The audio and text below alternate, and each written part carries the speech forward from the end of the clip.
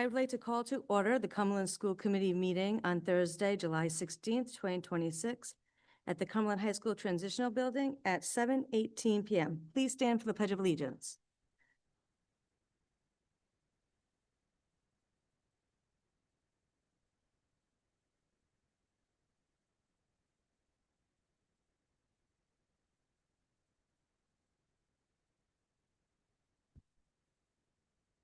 Approval of agenda. Can I have a motion to approve the agenda? Motion. Motion by Ms. Shea. Second by Ms. Goldstein. All in favor? Aye. Any opposed? That passes 7-0.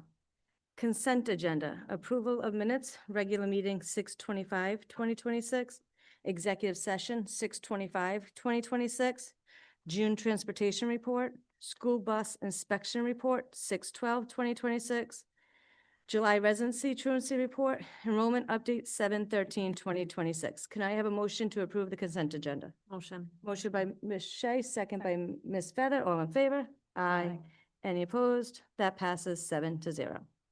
Report out of executive session meeting. Report out of executive session meeting on 7/16/2026. Report out of executive session votes. One vote was taken. The committee approved a confidential special education placement dispute settlement agreement and release 7-0.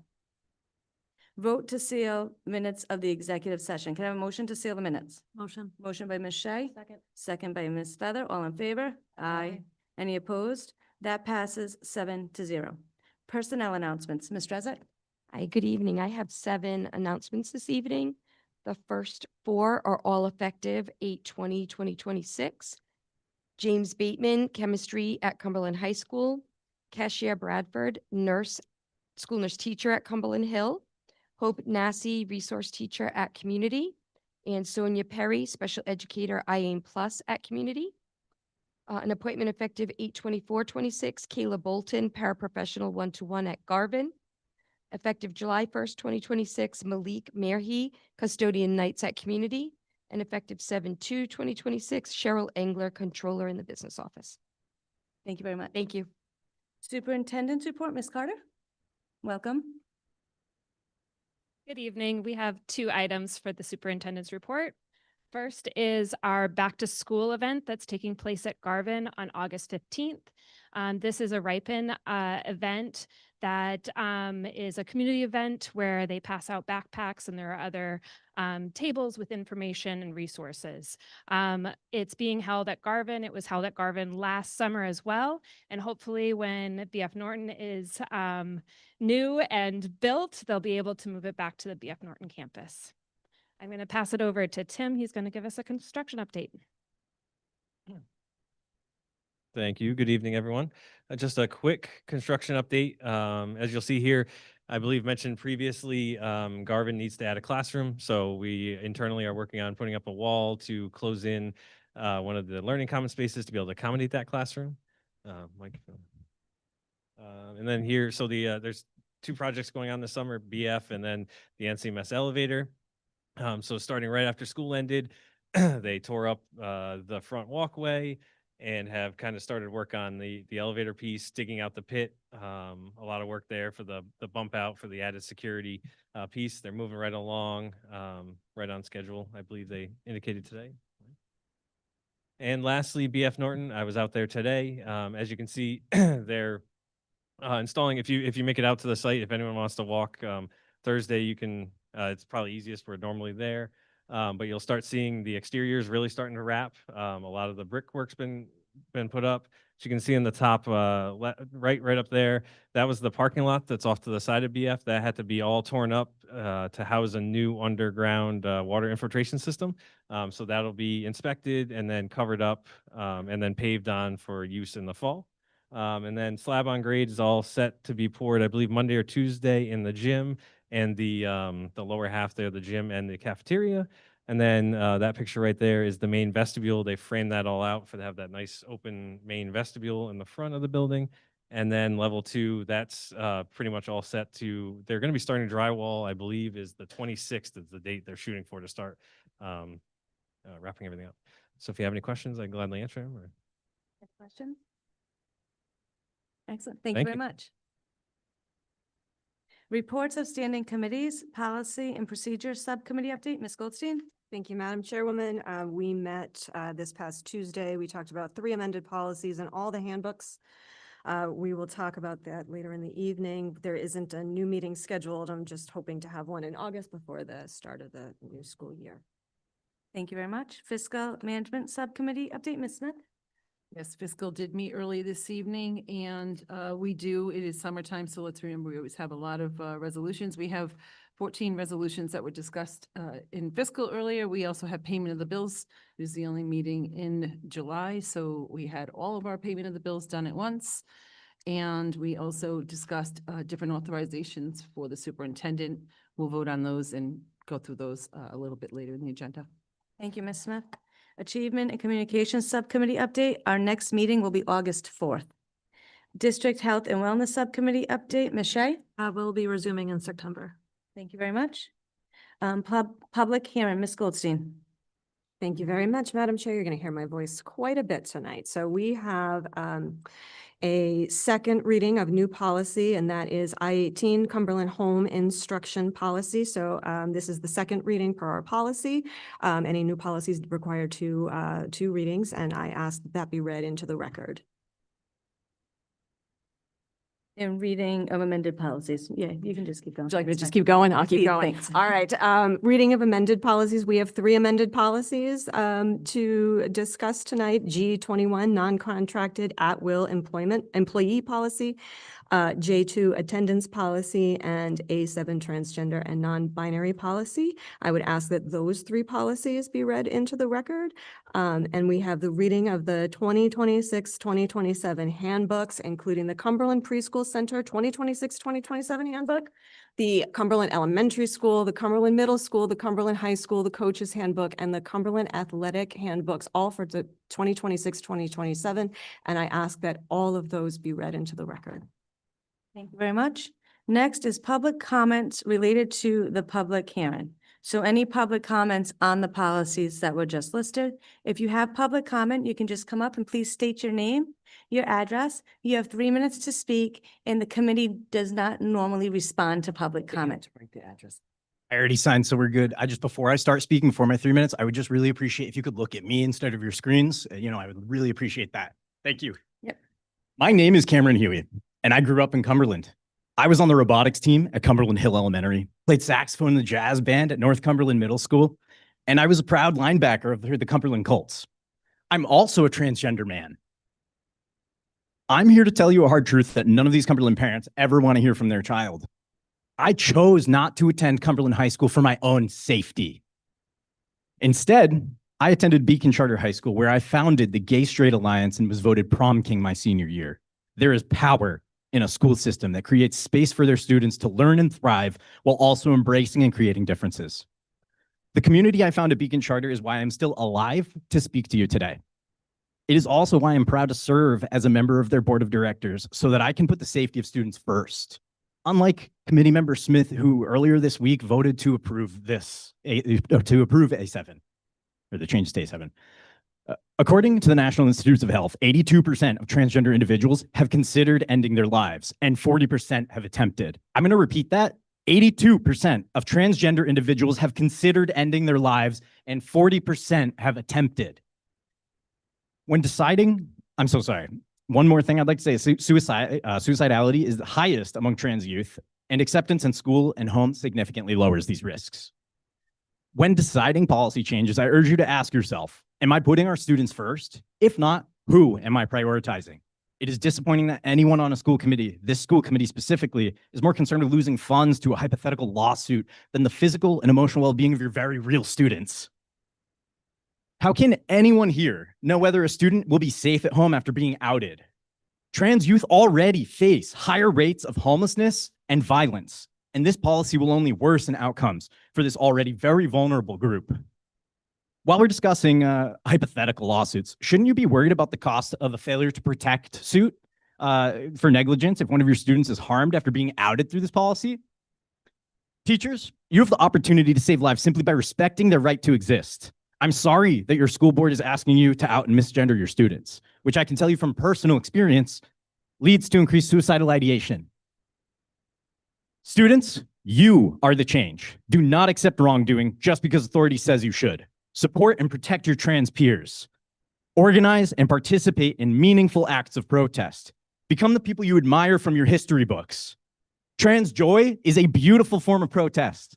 It's not our fault our identities have been politicized. It is imperative that we are kind to ourselves and each other. Look into Youth Pride Rhode Island, TGI Network, and the Trevor Project if you need support and your school system is not providing it. I reject the advice of Stephen Adams earlier this week. Massachusetts public schools are doing right by their students. It's no secret that their public school system vastly outpaces Rhode Island public schools, including in teacher salary. The most productive learning environment is a safe one. Excuse me, it's been 3 minutes. The best teachers who are there to provide students for, the best teachers are those who provide safe spaces for their students. By pushing policies that harm students and hinder your ability to teach, you're actively driving away our most dedicated teachers. Excuse me. When people reflect on human rights movements of the past, Excuse they me, like sir. to think that they've been on the right side of history. Now is Sir. your chance to prove it. This is the human rights issue of our lifetime. Listen to transgender voices.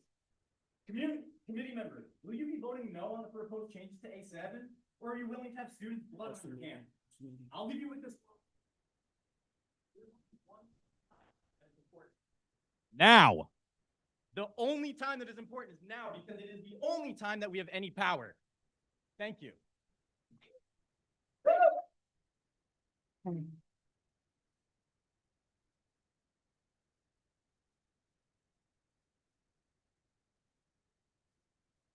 Just a quick, I do appreciate and thank everyone for public comment. Please, if we could stick to the 3 minutes, I would truly appreciate that.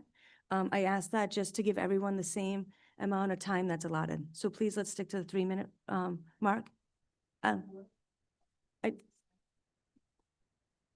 Yep. We should be following the sheet that's up there. I don't know who's next on the sheet. I apologize for that.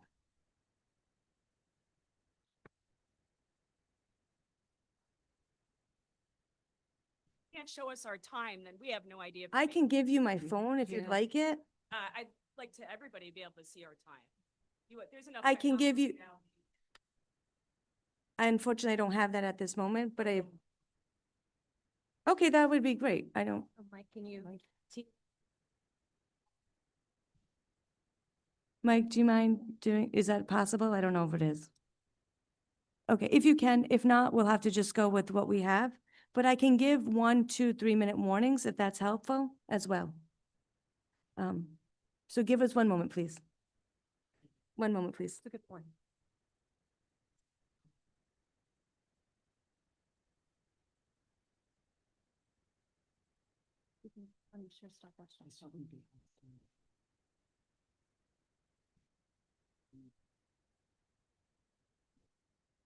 I'm so sorry, Mike.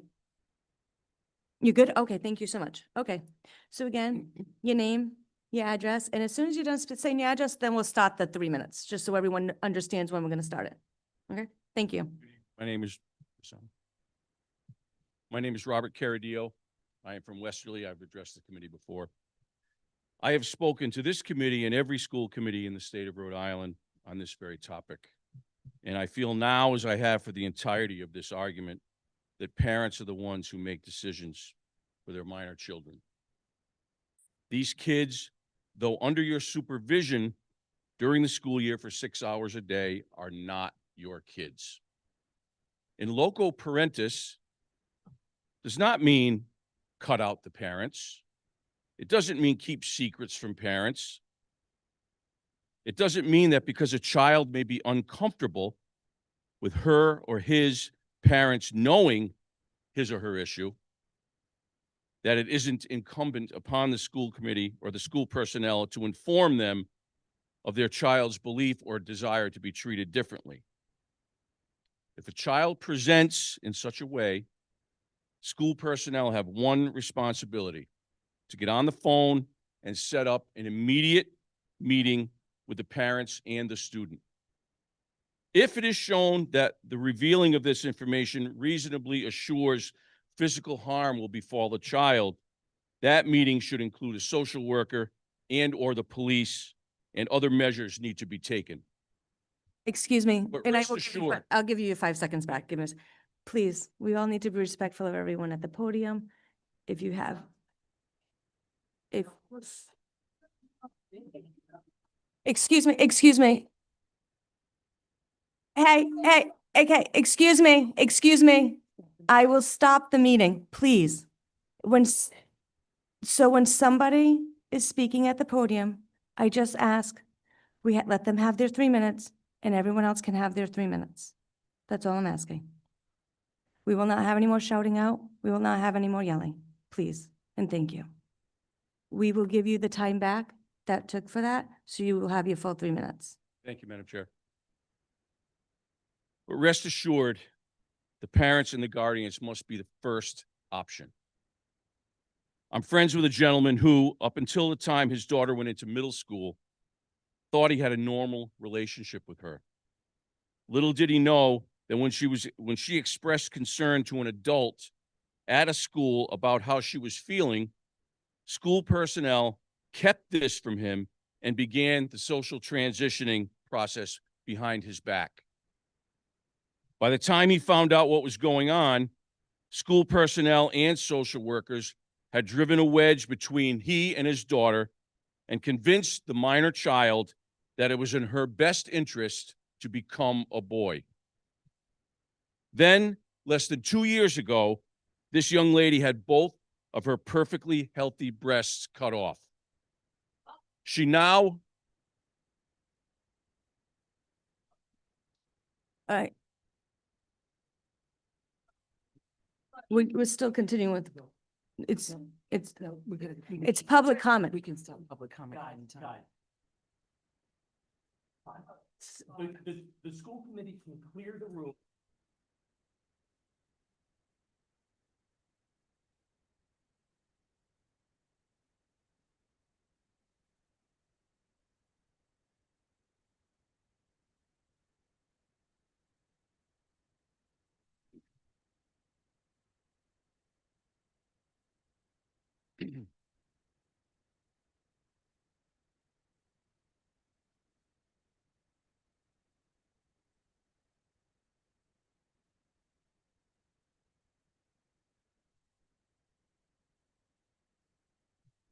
Excuse me, Turn off the cameras.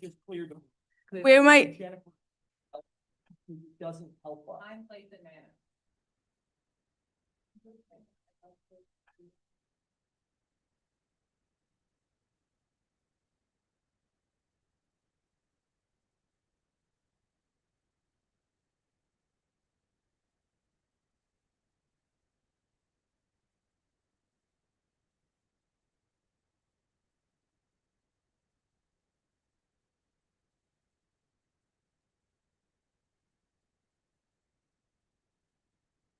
In 2 minutes and, or sorry, 22 seconds left. No, he doesn't. Excuse me?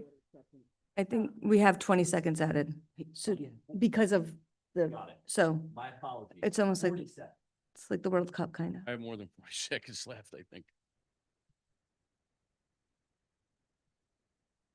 Come on.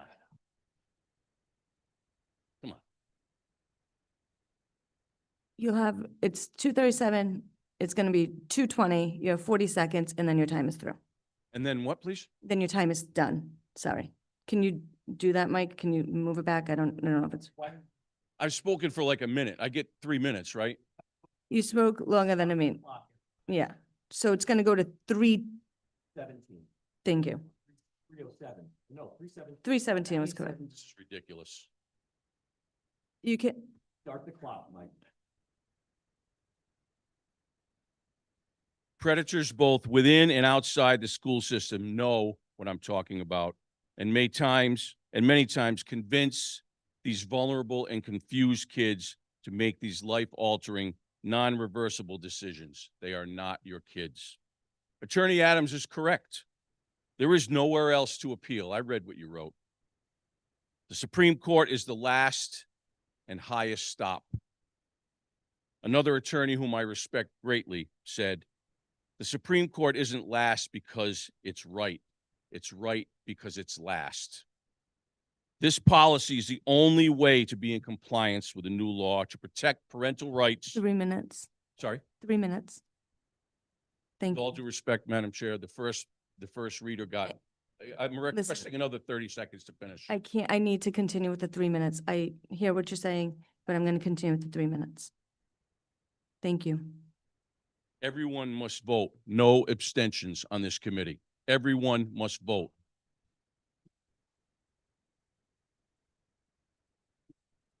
Whoever that is needs to be.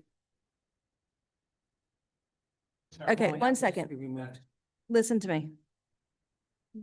This is going to be your last warning. If you call out, if you cuss, I'm going to ask you respectfully to leave. If you choose not to leave respectfully, we'll have someone escort you out, and I do not want to do that. Okay? Please, if you yell out or if you cuss, you're going to be asked to leave. Does everyone understand? Thank you. Please state your name, your address, and once your name and address is stated, then we will start the time. Thank you. My name is Kristen Lancaster. I'm a resident of Cranston, Rhode Island. I'm a co-founder of Lil Rhodey Visibility Brigade, and I'm a proud graduate of Cumberland High School, class of 1992. I'm a veteran of the United States Army, a retired federal employee, and a mother who raised a child in Rhode Island. I am also a proud member of the LGBTQ+ community here in Rhode Island. I was completely horrified when I learned about this meeting today and the plan to put trans children in danger with this hideous proposed policy change. So I'm here to lend my voice to many others in speaking out to protect trans children in the Cumberland School District and in Lil Rhodey. We should all be able to agree that as community members, we have a responsibility to protect the children who live here. They should feel protected in their homes, in their schools, and throughout their communities. But we know that, unfortunately, some kids don't feel safe in one or more of these spaces. We have some systems set up to guard the safety in these spaces, and many children are protected by those systems. We know that they are imperfect and at times fail, but we collectively strive for improvement. But these changes, they're the opposite of that. This is placing a requirement in the system that puts children at risk and in harm. If a child doesn't feel safe sharing something at home, it's most likely for very good reason.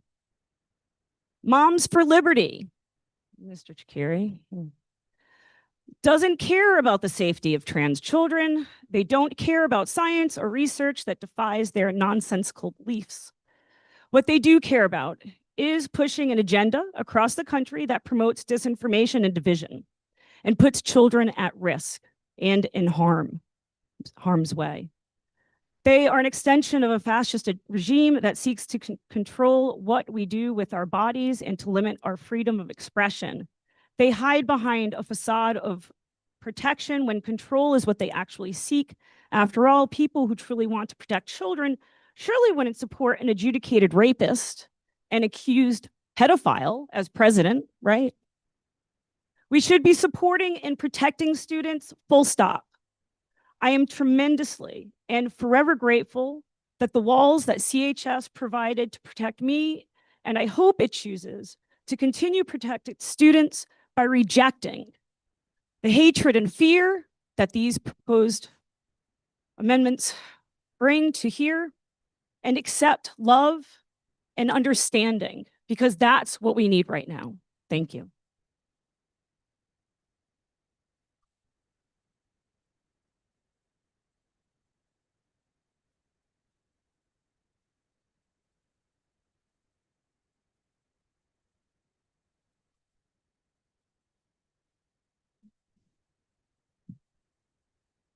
Again, your name, your address, and we'll start the timer after those two things are said. Thank you.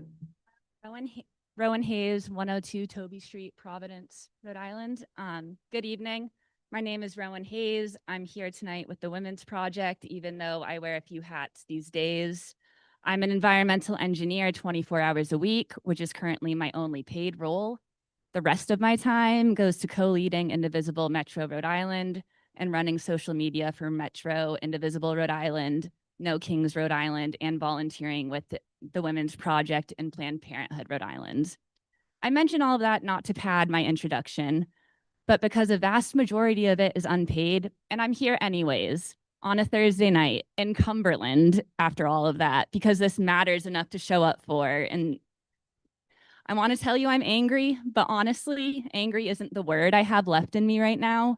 I'm tired, I'm devastated, and I'm scared. This week alone, ICE murdered 4 people, and we're here still talking about this today. We couldn't even protest outside because smoke yesterday from the wildfires was too bad for us to physically be outside. So last night's action demanding justice got postponed. Tonight, I'd typically be down at District Park. Instead, I'm here in this auditorium asking a school committee to not force children out of the closet to their parents. That's where we are. That's the bar. That's what a Rhode Island Thursday in July 2026 looks like.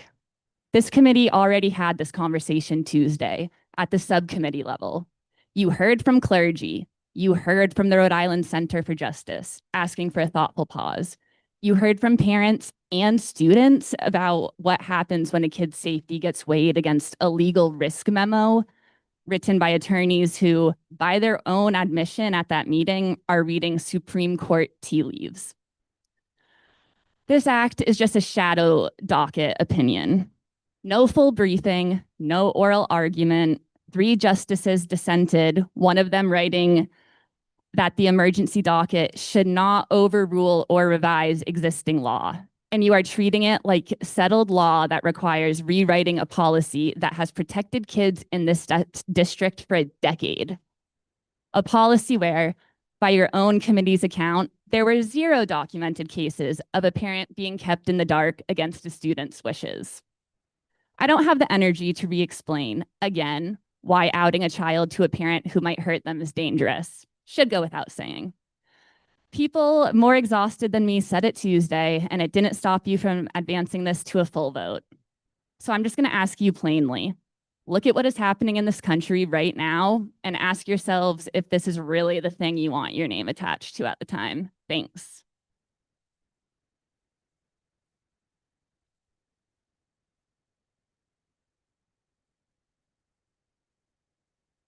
Hi, my name is Kimberly Nichols. I live at 50 East Barrow Street in Cumberland. I'm a mother of 2, both who attend Cumberland schools. If the school had to report to me that my child was going by they, he, before they were ready, it would not have been good. I love both my sons, and one of them is trans. If they did not have the support of the school, of the counselors, to be comfortable with themselves, and they were able to talk with them and not get outed until they were ready, it would have eroded the trust that students have to have with the staff. And don't tell me, oh, it's going to be a designated person because teachers have to teach. What is this designated person asking? I'm here to urge you to reject the proposed changes to the policy. Please keep our current policy active and let our students keep their dignity, their privacy, and choice to tell in place. School is supposed to be a safe place. What isn't safe? Outing a child to their family, destroying the trust in the teacher, and they may only have that teacher. Students are exploring, learning, and growing. They have enough to deal with as it is. In your modification proposal, you state you will only do this if it's not dangerous. What do you consider and how will you determine what is dangerous?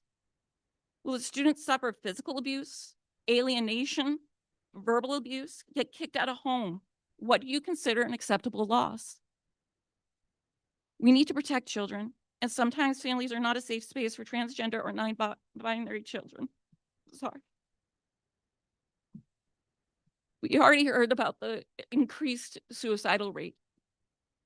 And if you don't have a safe space, that goes up exponentially by 70%.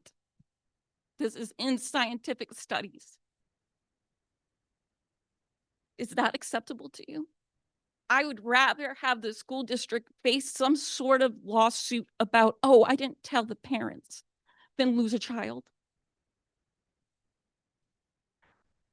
And I know my teachers for a fact do not have the time to indoctrinate somebody into feeling a certain way.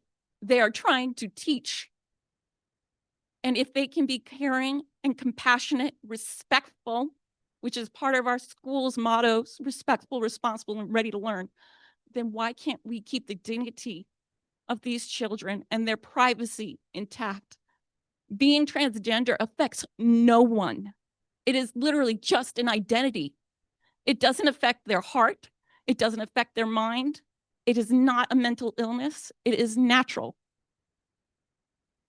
Thank you.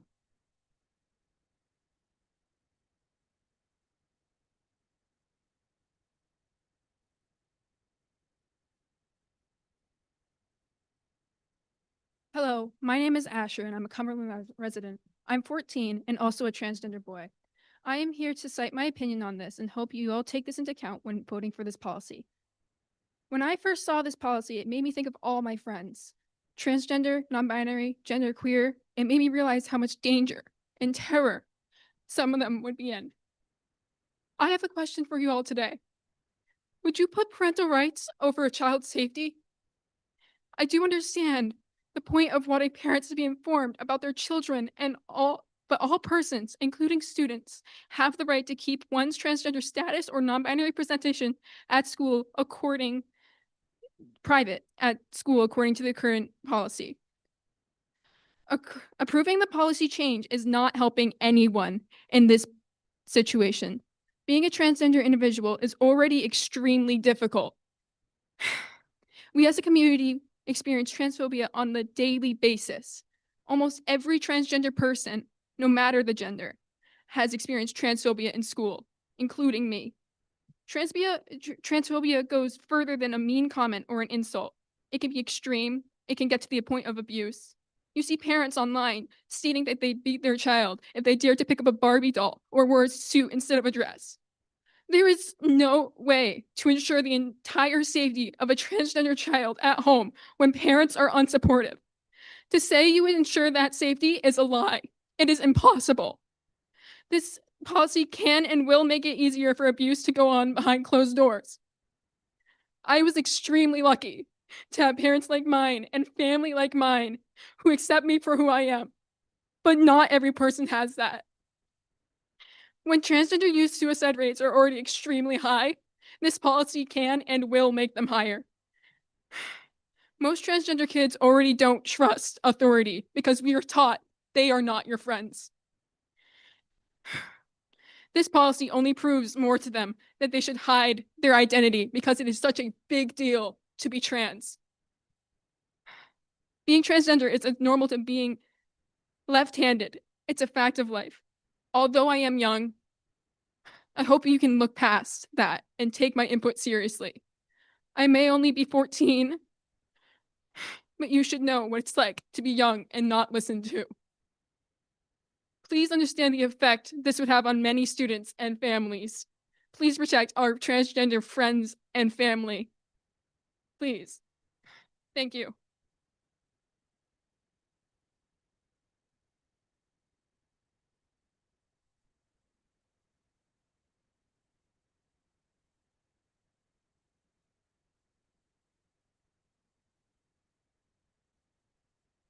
I'm Tessa Rossoni, and I live at 28 Willcroft Street. I currently go to CHS, and I am a part of the Diversity Coalition there. I have found a supportive and caring community there, and many of the other students can say the same. I myself have a very supportive household, and I'm very grateful for that. However, not everyone has that. Many of my friends I have made at the Diversity Coalition have told stories about how their parents would quite literally disown them or cut them off from communication with their friends or peers if they found out they were trans. For them, school is a safe place to express themselves and explore their identity safely without any fear of possibly facing a more toxic environment back at home. The revised policy does not allow that to happen.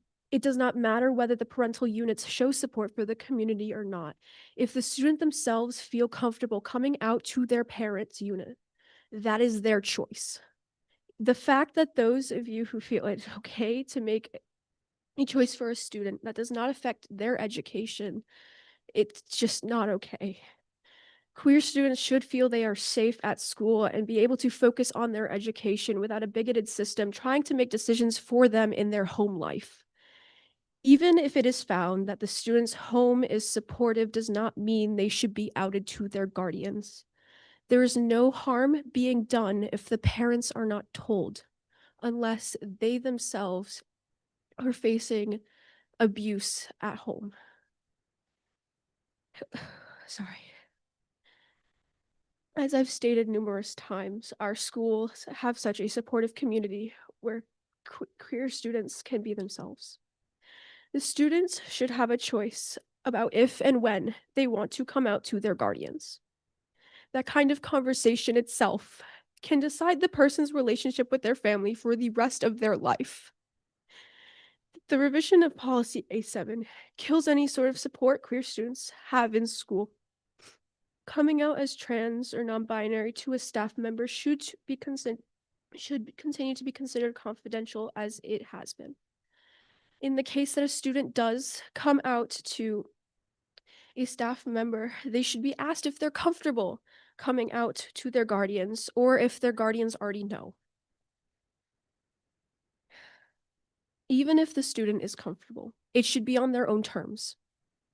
I understand that it is a legislation that is trying to be followed, but it's only going to do more harm than any good. It's going to eradicate any sort of trust that queer students have in their schools and with the staff members. And just know that your choice could either ruin queer students' lives or build trust in the school support system that we have. 3 minutes. Thank you.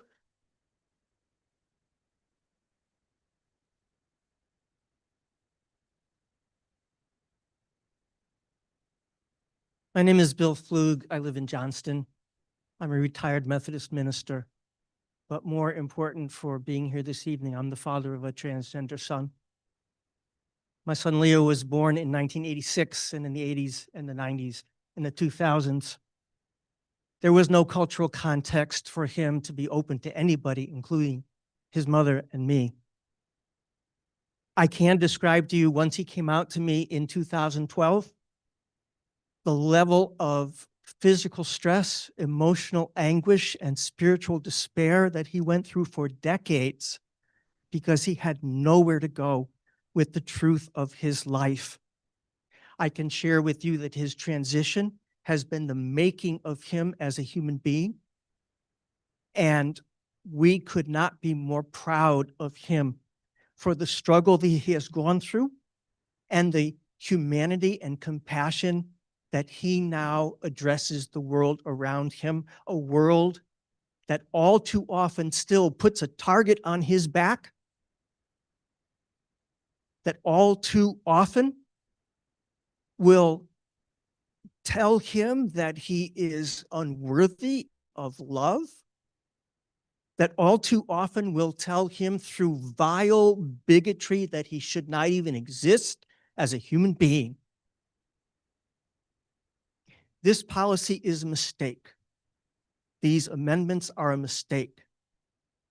Trust me, you will be exposing young people to family rejection, physical violence, emotional upheaval, and the lack of trust, as others have spoken about this evening, in ways that will harm them for the entirety of their lives. Understand this. Despite what you have heard from the most virulent, bigoted people on this subject, not a single trans person does this for a lark. Not a single trans person undergoes the emotional trauma, the physical transition, the insecurity about what peers will think of them if they're honest about themselves. Nobody does that for fun. They do it because they have no choice. They do it because they've known for the entirety of their lives who they really are. And their ability to find somebody that they can be open to and honest with and find support from in situations where family may throw them out. And Leo would tell you that more than half of the support groups that he's part of, those people have been disowned and rejected by their families. 3 minutes. Thank you. Thank you for listening.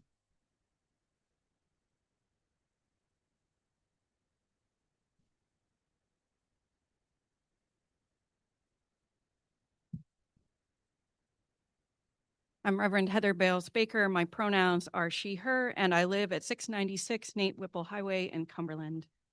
I serve as the pastor at the Arnold Mills United Methodist Church, and I am the parent of 2 Cumberland students. As a pastor and a parent, I believe that every person is worthy of dignity, compassion, and respect.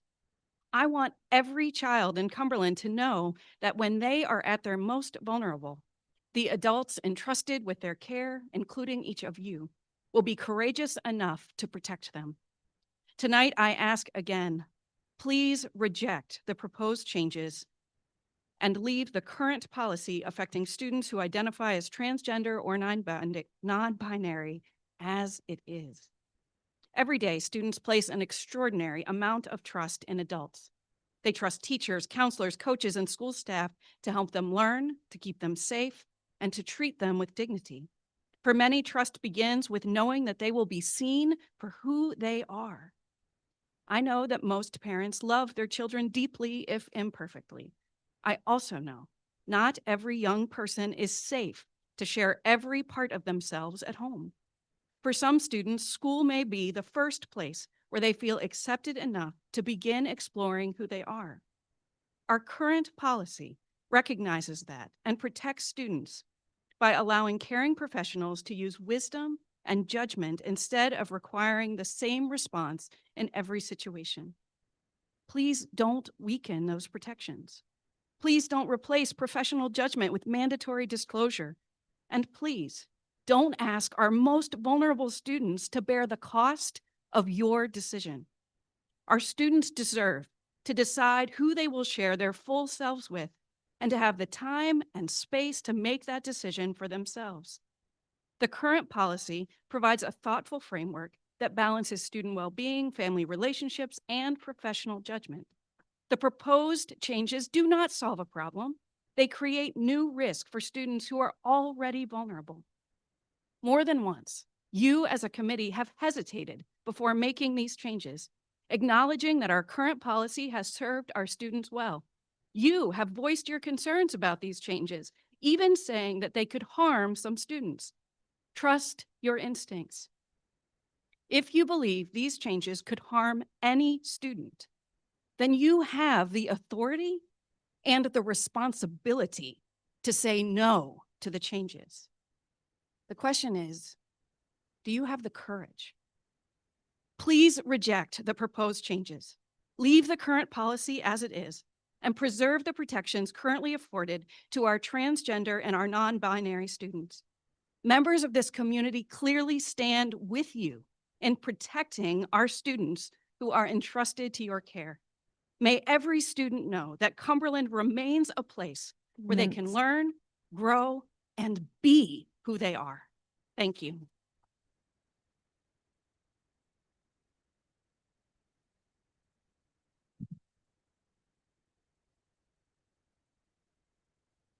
Good evening. My name is Eleanor Baker, and I live at 696 Nate Whipple Highway. And I'm here yet again to advocate for those who will be placed in danger because of these proposed changes to the policy A7. In the most recent meeting, we were, for lack of a better word, reassured with the information that the trusted adults would have the correct training to decide whether it would be considered detrimental for a student to be outed to their parents. That raised a few questions in my mind. Where is the line? What about students that have loving and supportive parents, except for in relation to a trans identity? What about the students who don't want to leave their parents and have simply accepted their need to hide their identity in return for a safe place to stay? What about the students who don't feel comfortable sharing intimate details with a counselor or teacher about their home life, but still experience the threat of transphobia? Are these students to be removed from any opportunity to be themselves, both inside and outside of their homes? How are we supposed to trust the judgment of these adults when they are not living in these students' homes, experiencing what they do every day? How are we supposed to trust the judgment of these adults when there are so many cases of bullying and abuse already happening in these schools that are still being ignored? In a world where trans people are ostracized, harassed, bullied, assaulted, criminalized, and even murdered simply for being who they are, do you truly believe that a potential lawsuit is the worst outcome? I should hope your answer is no. Please do better. Vote no. Thank you.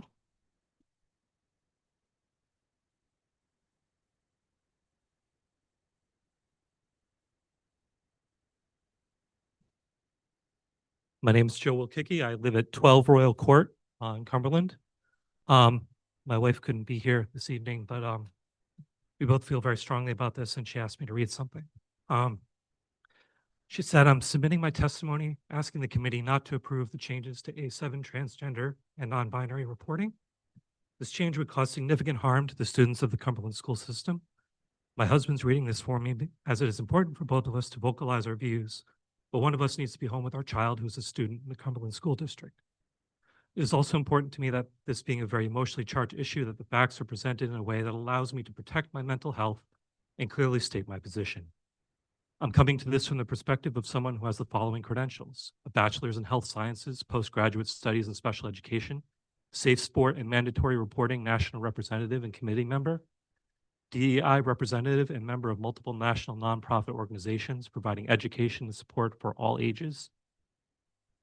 I'll give some basic facts, breaking it down to terms that may be more understandable as to why indifference to this issue is harmful. Gender dysphoria is not a mental disorder. This is documented in both the American Psychiatric Association DSM-5 and the World Health Organization ICD-11. Youth with gender dysphoria have higher coincidences of mental health conditions, whether it be anxiety and depression, or gravitation, or history to self-harm and suicidality. Scientifically speaking, only as the onset of age of puberty continues to lower in both AFAB and AMAB populations, the hormonal changes that can assist humans with solidifying their identity are going to be recognized more frequently in primary and secondary school age individuals. And students are going to look for trust, safety, respect, and acceptance. These safe spaces are many times not at home, which is why we see individuals turning to educators, coaches, and other adults with whom they feel safe. Releasing information to their parents without the consent of the individuals can result in abuse, violence, bullying, increase in mental distress, running away, and ultimately suicide attempts and completion.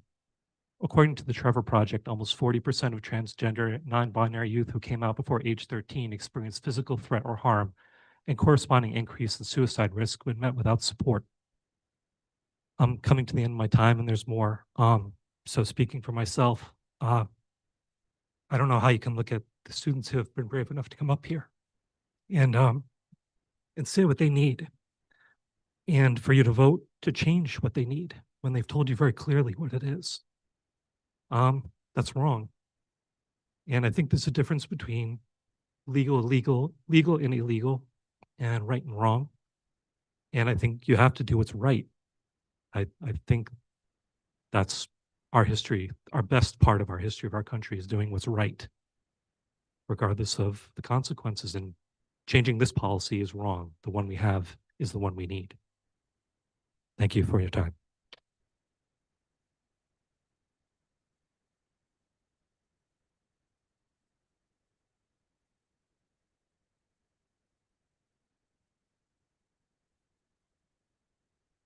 Hello, my name is Saeed, 22 Forest Ave, Cumberland. I'm here today because I have professional, academic, and personal connections to this potential policy change. I'm a resident of Cumberland. I have a child who's been in the school system. I'm a decade-long educator in Rhode Island and ran the GSA at my school for 10 years. I'm also a PhD in education student at URI, and my dissertation research is focused on trans youth joy, and more specifically, how schools can best support transgender and gender nonconforming students and foster spaces of joy for those students. I'm also a transgender man myself. And when, hey buddy, And when I was 16 and outed as queer, I was abused and kicked out of my home. The culmination of all these experiences is what brings me here today to speak out against teachers having to out their students to students' families. The other side of this argument says that parents should have all the information about their child. From a parent's perspective, this brings up some really strong feelings for me. I firmly believe that my children have a right to explore who they are outside of my gaze. That's called growing up. And I respect my kids' right to privacy. I'm not the conductor of their identities. And it does make me wonder whether this is actually an argument for parental rights or more an argument for parental control over their kids' identities. And that argument ignores some very real safety concerns. I want to prioritize sharing a piece of my dissertation findings with you all, which is that every single one of the trans youth I interviewed named school or a space in their school as not just safe, not just joyous, but potentially life-saving for them. The large majority of the youth I interviewed spoke about the relief of being able to be themselves in an environment and not have to compromise their safety. Every trans youth I interviewed, everyone, spoke about adults in their school that accepted them for who they were and provided a space of refuge. These relationships made it so that these students could survive and thrive in schooling environments. These relationships could not be possible if forced outings are written into a policy. A vote for a policy change here is a vote to take away these safe spaces. I would not want to have my name on record voting to remove potential life-saving processes that protect queer youth, especially after they spent their Thursday night being brave enough to come up here and advocate for themselves. Thank you, Raya. Which students showed up today? I do not see any students advocating for this policy change. The ones that have the most to lose. You can decide if you want to ignore their words, but I would listen. Thank you.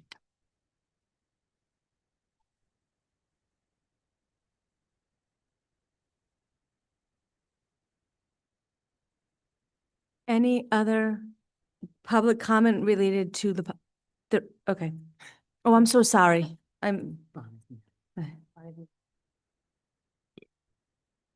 I'm Paul Pasaba and I live in Woonsocket.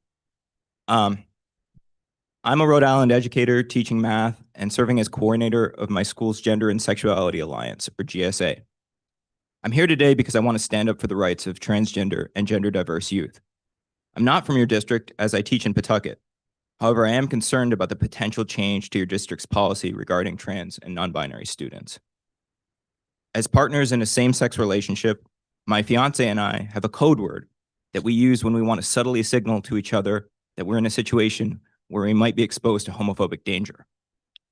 That's the reality of living as an LGBTQ plus person in the US. Actively thinking about how, when, and where it is safe to be out, and how, when, and where it isn't.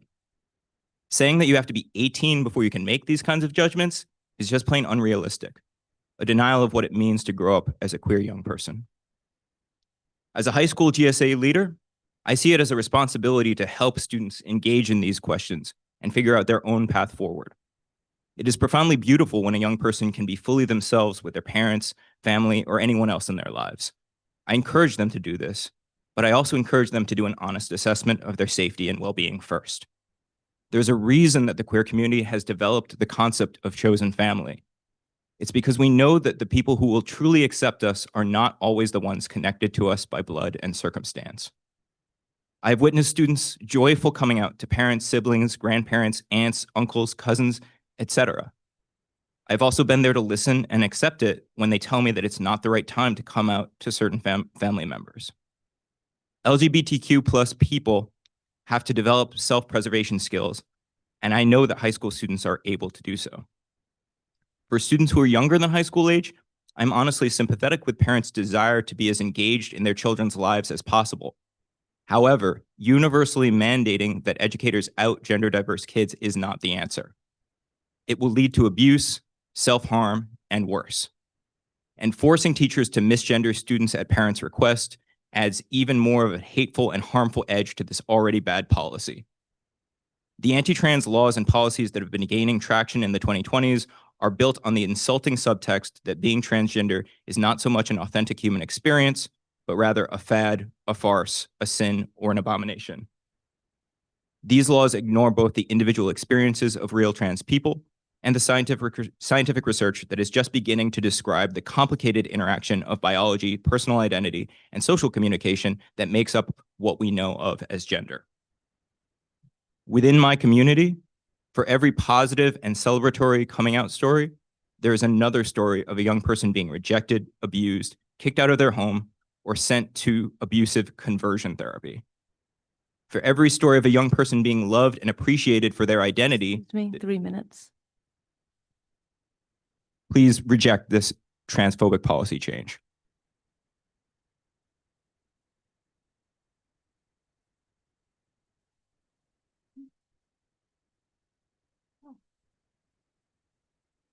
All right. I am Tony Ashton. I am a Pawtucket resident, but I am obviously here to talk about specifically the proposal to out trans kids to their parents. As I look on this audience, I see a lot of trans people. And as I look on the city council, not to say that it's looking a little cis, but I don't think that any trans people were in the room when this policy was proposed to be changed. I don't think any trans people, not to make an assumption, are the ones to make this change. This is the only time we get to use our voices. So, as someone else said, here I am on a Thursday evening. I would rather be anywhere else. But we need to make sure that we are taking care of our own, and especially our trans kids. All right? As I will always say, this has never been about making sure that cis kids become trans kids. It's about making sure that that trans kids don't become beaten kids, don't become hurt kids, and don't become dead kids. All right? I understand that there isn't like this feeling of like, oh, I just wish that everyone had a good home and that we could tell all these parents. But as we heard from certain parents tonight, not everyone has that. And I think we all know that going in already. I implore you to listen to trans people, because trans people were not making this decision. If you asked a trans person across the board, we would tell you that this is horrifyingly terrible. Please, I will make sure that everyone else gets time too, so I will cut my time here. But please listen to trans people, as we all will speak tonight. And I know that it takes up a lot of time, but we weren't there to write it. Our voices need to be heard specifically on trans issues. Thank you.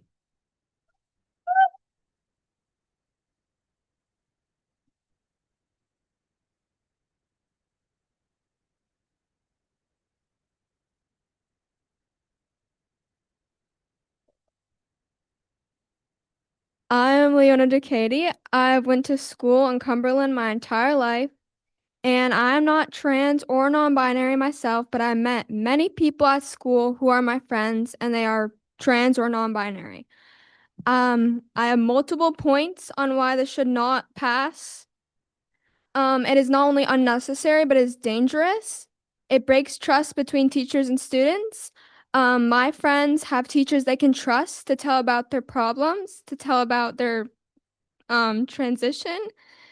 And if those teachers are forced to tell parents about that, that will really be horrible for the students who have always trusted that teacher and saw them as their own parent. If students' parents are not supportive and the teachers are out to out them, they have no place to express themselves. They may turn to the internet and talk to strangers online, which I know most parents are afraid of. They may also bottle up their feelings and develop an anxiety disorder or depression. I know parents want to protect their kids and always want to know what's happening, but if trans students get denied their privacy, it will be horrible for them and will not be any help. Thank you.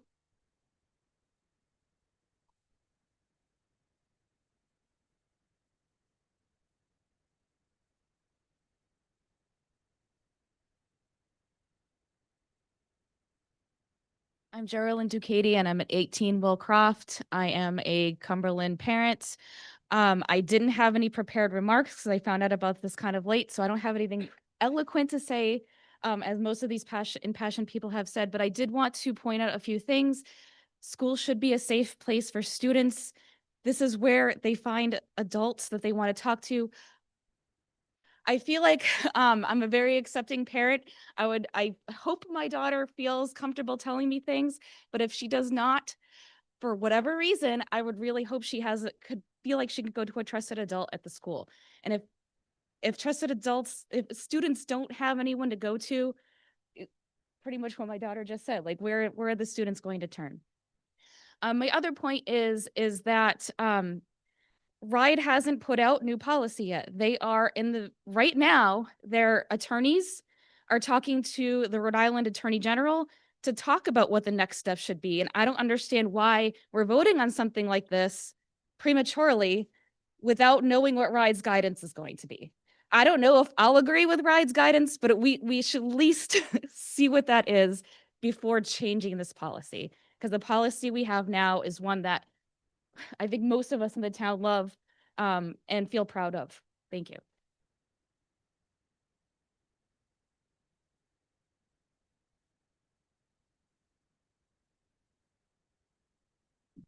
Jessica Mayernick at 25 Meeting Street.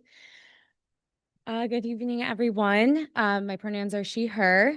I'm here in opposition to the proposed amendments to A7 as a concerned resident, voter, proud member of the LGBTQIA community, and a strong advocate for the rights of my transgender peers. I oppose these amendments for many reasons, but tonight I want to focus on two. They put children at risk, and they are legally premature. First, the risk to students is real and goes much further than a teacher arbitrarily assessing abuse risk. I know what it means to carry the question of whether it's safe to share who you are. Coming out is one of the most personal things somebody can do, and one of the most personal decisions a person can make. And no adult, and certainly no child, should ever be outed without their consent. These amendments would require school staff to do exactly that. We cannot assume that every home is a safe place for that disclosure. A parent who has never shown any sign of harm may still respond in ways that endanger a child when confronted with this particular news. Rejection in these circumstances is not hypothetical. It is well documented. As many people here said today, it's associated with homelessness, depression, and suicide among transgender youth. Our school should never be an instrument that triggers that harm. And when a student confides in a trusted teacher or counselor, this policy would turn that trusted adult into a mandatory informant. Students will simply stop confiding in anyone, and a child with no trusted adult at all is the least safe child in the building. Second, the legal justification for these amendments does not hold up. And I say that having read the Supreme Court's order in Mirabelli versus Bonta myself. That order does not say that this policy claims it says. It vacated the Ninth Circuit stay of a lower court injunction and only has to certain objecting parents in California. That is a procedural ruling about which order remains in effect while the appeal proceeds. It is not a decision on the merits. The court itself did not resolve the constitutional questions, which still remains pending before the Ninth Circuit. In other words, this case is still being litigated. It concerns California's statewide policies, and there's no federal law and no final ruling that requires anything of a Rhode Island school district. It is simply too soon to draw any implications from an unfinished case. Amending this policy now is not compliance. It is premature, harmful choice. I urge this board to reject these amendments and maintain the current policy. Our obligation in the meantime is clear. Keep students in Cumberland schools safe, seen, and able to trust the adults around them. Thank you.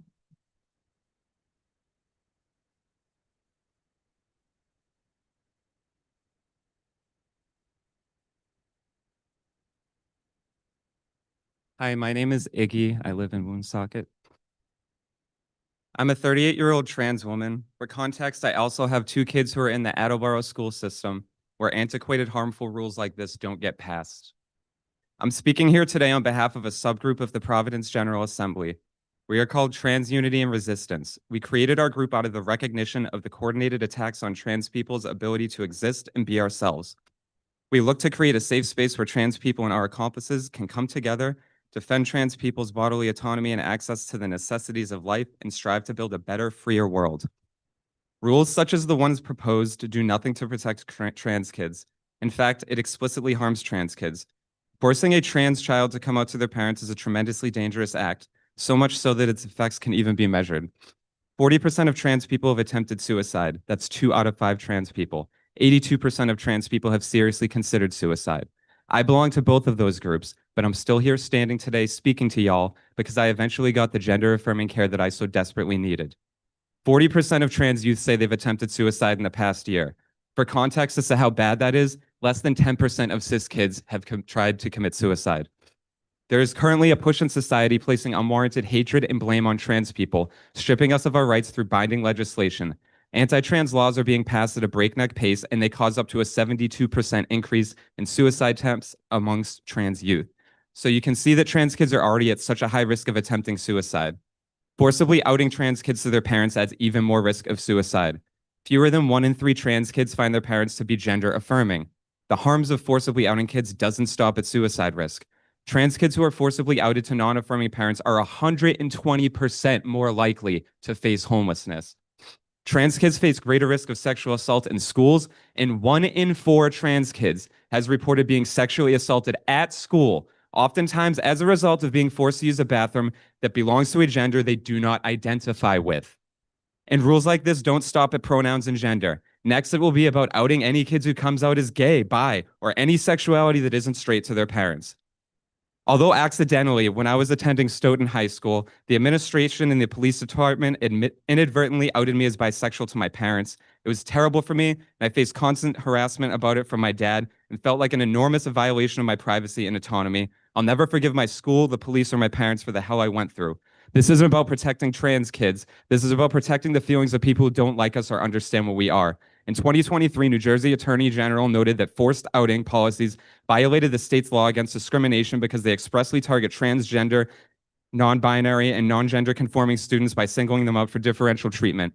Since 1995, Rhode Island has had a comprehensive anti-discrimination law concerning sexual orientation in employment, housing, credit, and public accommodations, and has included sexual orientation under its equal opportunity and affirmative action law. In 2001, Rhode Island added gender identity or expression to each of those statutory protections. So not only is the proposed rule cruel for the sake of being cruel, but it's also violating the law.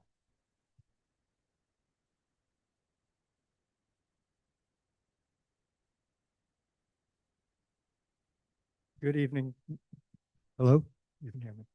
Good evening. My given name is John Clark. I'm addressed as JoJo, and I'm a proud Rhode Island trans citizen that resides in Woonsocket.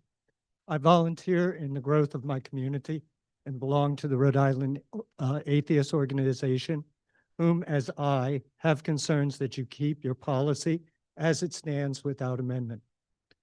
Our most learned leaders and insightful teachers in history emphasize the health and development of knowing oneself. They quote, "Knowing yourself is the beginning of all wisdom." Aristotle.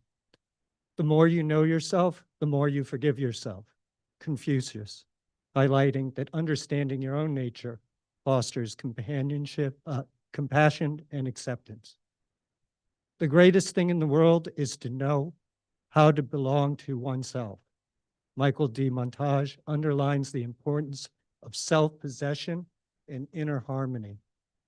To know oneself is to study oneself in action with another person. Bruce Lee.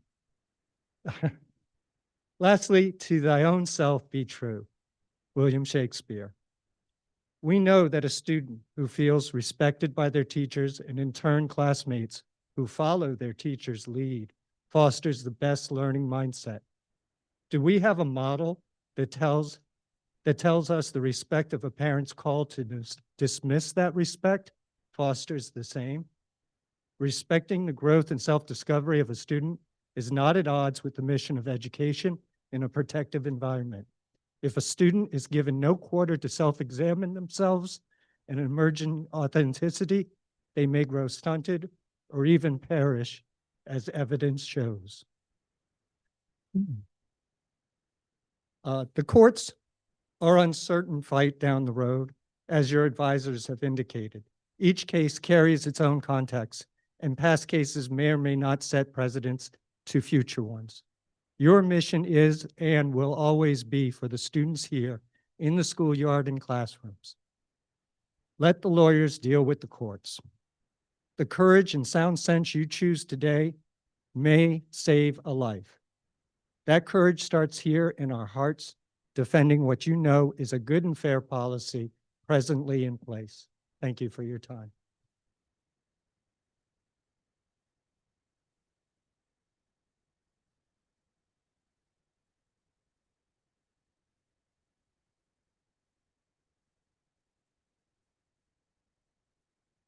Hello, y'all. My name is Remy. I'm from Pawtucket. I don't have a prepared statement, so I won't be as eloquent as all the beautiful speakers tonight and that one guy. But I just wanted to say, like, I had to come and talk because it means a lot to me, you know. I didn't get the opportunity to grow up and go to a school district that was supportive of me. I grew up in Texas. I couldn't even imagine what that would have been like.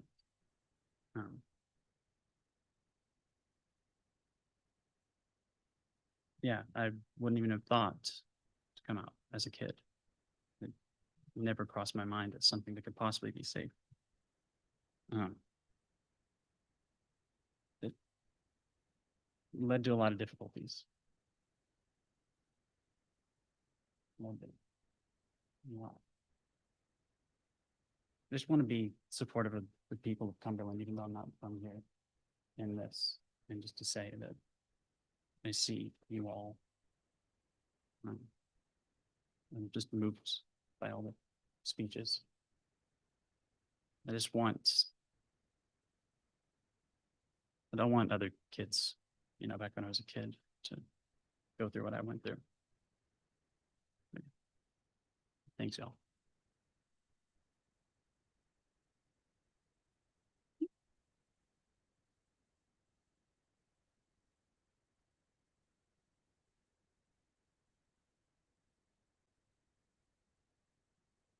If the mic is too, I don't know if it's adjustable for you. Okay, perfect. Just. My name is Jennifer Wood. I'm the director at the Rhode Island Center for Justice in Providence, Rhode Island, and I have good news for you tonight. You can do what is right and what is legal by saying no to these amendments. The Cumberland School Committee was the first in the state to adopt the policy you're considering changes to tonight. The then policy committee chair said that it was the single thing that reinvigorated his belief in public service, the dialogue between the students, the families, the faculty, and the school administrators at that time, putting this policy in place. He described it as a proud moment. Fast forward to March 2026, 10 years to the month from the adoption of this policy. There is a concerted campaign of fear being waged against transgender people in our country. Cumberland does not need to expand that campaign here tonight. You are not required to do so, nor should you. You have spent a decade working to make transgender students feel safe and supported in your schools, and the law supports your continuing to do so. In A7 in 2016, you said all persons, including students, have the right to keep private one's transgender status or gender non-binary presentation at school. Today, you're being asked to add, upon a student's disclosure to a school employee that they want to be referred to with a name or pronouns that is inconsistent with their biological gender, the school employee must share this disclosure with the school's designated school personnel. Designated school personnel is essentially a child abuse prediction committee. Such a structure is ill-advised and likely to lead to litigation, not prevent it. When a parent asks you, why didn't you tell me about my child's pronouns? And you say, your child asked me not to, that's one problem. When you say, we met and determined you were a likely abuser, that's a different problem that you will be facing. The Mirabelli decision does not require you to take any action here tonight. Since March, the U.S. Supreme Court has decided 3 parental notification about transgender student status cases. 3, not 1. On March 2nd, the Mirabelli case, a preliminary decision on an injunction about a California policy challenged on religious grounds, decided that the stay that had been put in place on holding the policy as illegal would not remain in effect, and therefore the policy could not be enforced during the pendency of the litigation, a temporary decision. In the other two cases, policies just like Cumberland's were upheld. Policies that place student well-being first and give students the option to include their parents in understanding their gender identity they express at school when they feel safe and supported by school staff. On April 27th, in Littlejohn versus Leon County, Florida School Board. 3 minutes. Sorry, I'll just name the two cases. Leon County and the Ludlow decision in Massachusetts. It's in the First Circuit. It's binding on this committee. Do the right thing and follow the law and uphold your existing policy.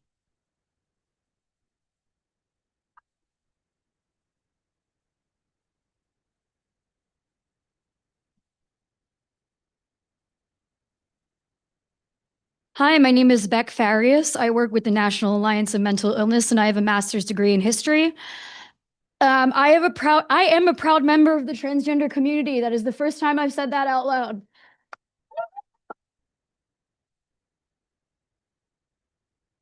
Thank you. I'm so sorry I had to come out to you like this. I am so, so proud of you that you're figuring out who you are at such a young age. I'm 28 and I'm still figuring it out. I am disgusted that I had to drive up here from Bristol today. I just want you to know that our state founder, Roger Williams, would be very disappointed in you tonight.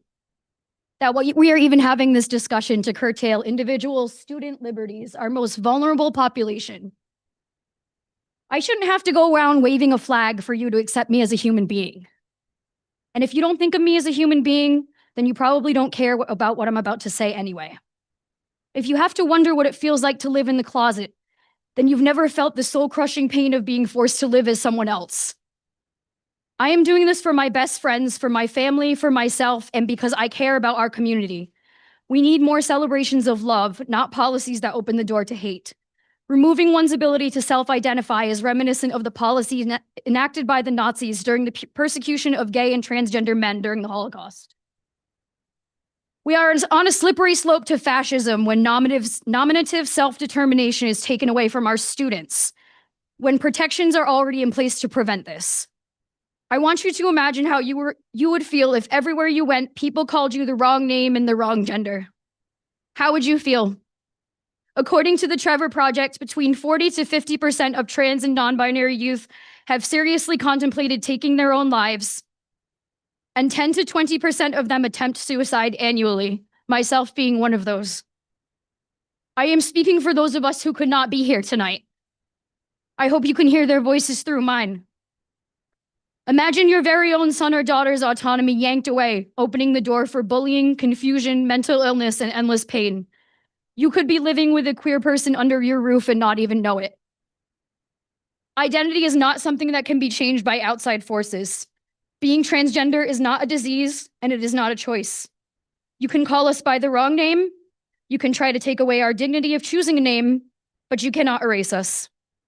We have been here since the beginning of time, and we always will be. No matter the actions of the school board tonight, we will continue to push back, and we will flourish. Thank you.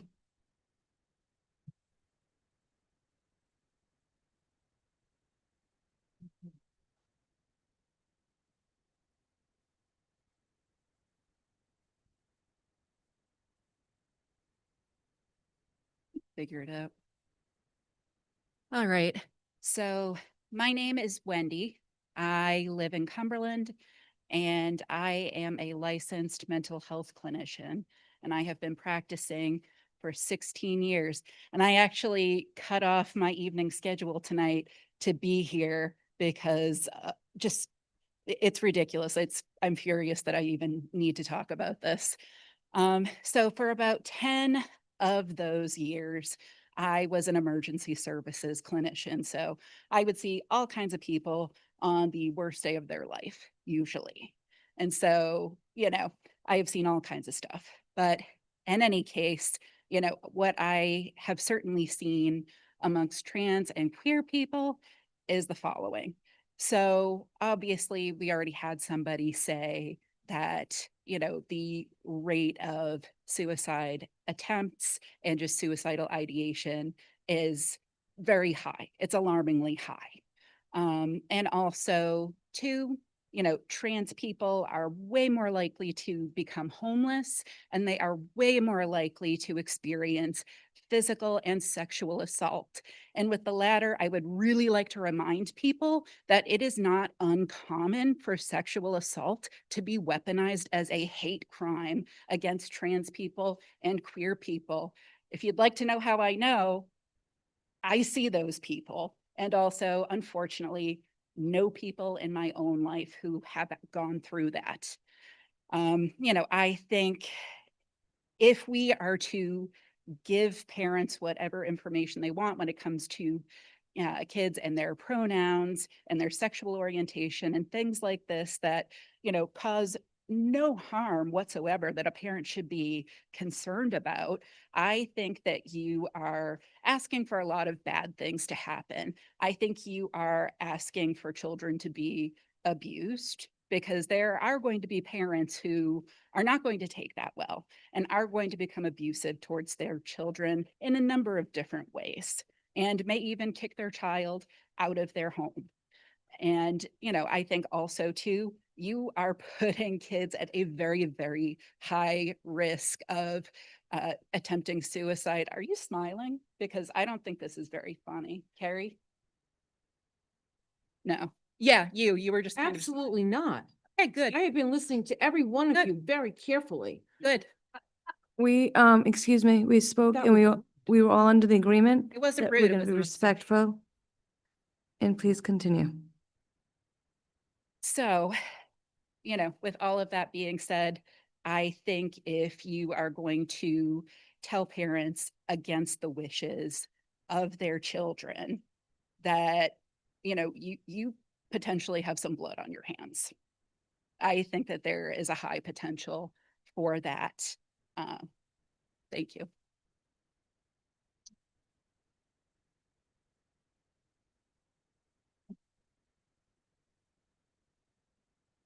Hello, my name is Ophelia Ravinia. I live in Pawtucket, and I am speaking here as a licensed clinical social worker and a member of the World Professional Association of Transgender Health. We know what the outcome of this policy will be. It will be immense harm to some of the most vulnerable young people that have been entrusted to your school system. Data shows that older high school students who are transgender are at the highest risk of attempting suicide across the population. And we also know that those young people being subjected to unsupportive family and also being forced to use their incorrect name and pronouns in the school setting, both of those factors double the suicide risk. This policy will cause immense harm to young people. And from a more personal experience, I had the honor of working at Youth Pride in Providence. And the work that I did there was some of the proudest and most heartbreaking work of my career. I saw what will be the fallout of this policy. Young people who, after forcibly being outed to their parents, experienced violence, experienced homelessness. And yeah, it's awful. Additionally, the policy as it stands now, it aligns with RIDE's standards and is also in alignment with the recent Ludlow decision. So you have the chance tonight to do the right thing, to do the ethical thing, to stand up for the young people who are entrusted in your care. Thank you.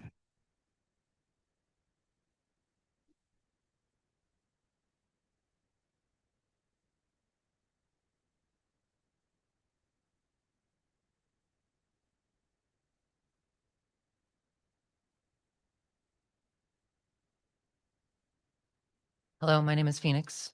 I want to make absolutely clear that this is not a nuanced issue with multiple legitimate perspectives. This is an issue of those who oppose the murder of trans children and those who are complicit in it. A meta-analysis from 2023 found that within the last month, 16%, or about 1 in 6 trans people attempted suicide. 40% considered it. A school that affirms a trans child's pronouns and names reduces suicide attempts by 29%. An affirming parent reduces suicide rates to below cisgender rates. If you pass these policies, the blood of trans children is on your hands. Just this April, I was hospitalized for a suicide attempt.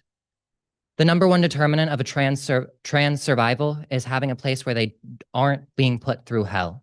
When I was outed to my stepdad, we got into a screaming match. I wasn't ready and didn't know how to talk to him about the subject. To this day, he won't come to Christmas or Thanksgiving if I'm there. The opportunity to handle that on my own terms was robbed from me. Do not take that away from more queer children. When my father found out that I began hormone replacement therapy, he and his girlfriend sat me down and screamed at me for 5 hours, telling me I was making a mistake, that I would regret it, that I was disrespectful to real women.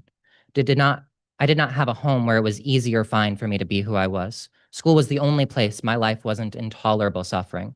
Don't take that away from more queer children. Just following orders is not an acceptable answer. The authoritarians who are trying to divide us and make it so that our opinions don't matter, so that only their rules matter, want to pick us off one by one. They want to take a small group like trans people or Jewish people because they know that there's only a few of us. They know that most of you don't know what it's like to be trans, so you're more willing to throw us under the bus first, but eventually they come for you too. I want to make clear to the attorney who drafted this policy that you have a responsibility to do better, that when you see a note come up from the Supreme Court, that you ought to know what that actually means legally before you go and tell people that it's in their duty and their responsibility to discriminate against trans children. And I want to make clear to Carrie Smith, that I find it very funny that the law is very, very important, and it's incredibly important that we follow the contested law when it's about discriminating against trans people. But the rules can be very flexible when it comes to the fact that your daughter might have to have a smaller bag, despite what the law says. I don't consider this hypocrisy acceptable. I don't consider this violence acceptable. And I think that, as was said earlier, it's important that all of you put a vote down, no abstentions. Thank you.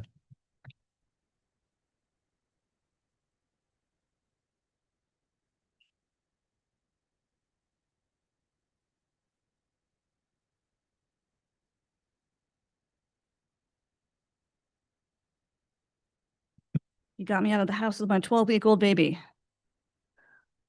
I'm Corey Forte, 48 Angel Road, Cumberland. I'm here as a mother of 2 children who I anticipate will be coming to Cumberland High School someday, as a queer woman, and as a licensed mental health counselor. My wife, who is a licensed independent clinical social worker, would also be here if she weren't putting our 4-year-olds to bed. I can't even begin to describe the disgust that I felt learning about this proposal and knowing personally and professionally the harm that it would cause. As a parent, yes, I do want to know what's happening with my kids, but I want to hear it from them. And if they can't tell me, then that's on me. That means I have failed as a parent. And I pray that when the time comes, they can come to me. But if they can't, I need somewhere for them to go to, and school is the next logical choice.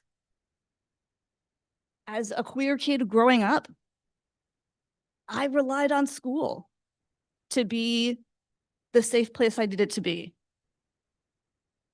I don't know where I would have been without our school's GSA, without the school librarian who recommended books for me to read, so I knew that I wasn't alone. All of that matters, but if you're going to take that trust away, then where are these kids going to go? As other people have said much more eloquently, I didn't expect to be here, so I didn't prepare any remarks.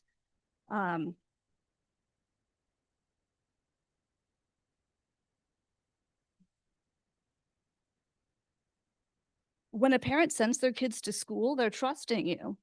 They're trusting you with their safety. neither of my children are school age right now, but we chose Cumberland as the place to live because we had heard that this was a good school system and that we could trust this school system with our children's safety. I'm not as sure about that now. Not at all. And that's pretty appalling.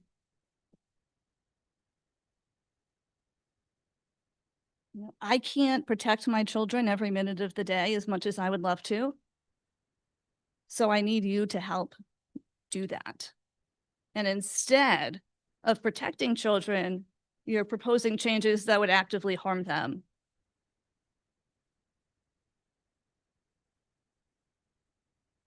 So I would kindly ask that you vote no on these proposed changes and protect children the way that you were supposed to.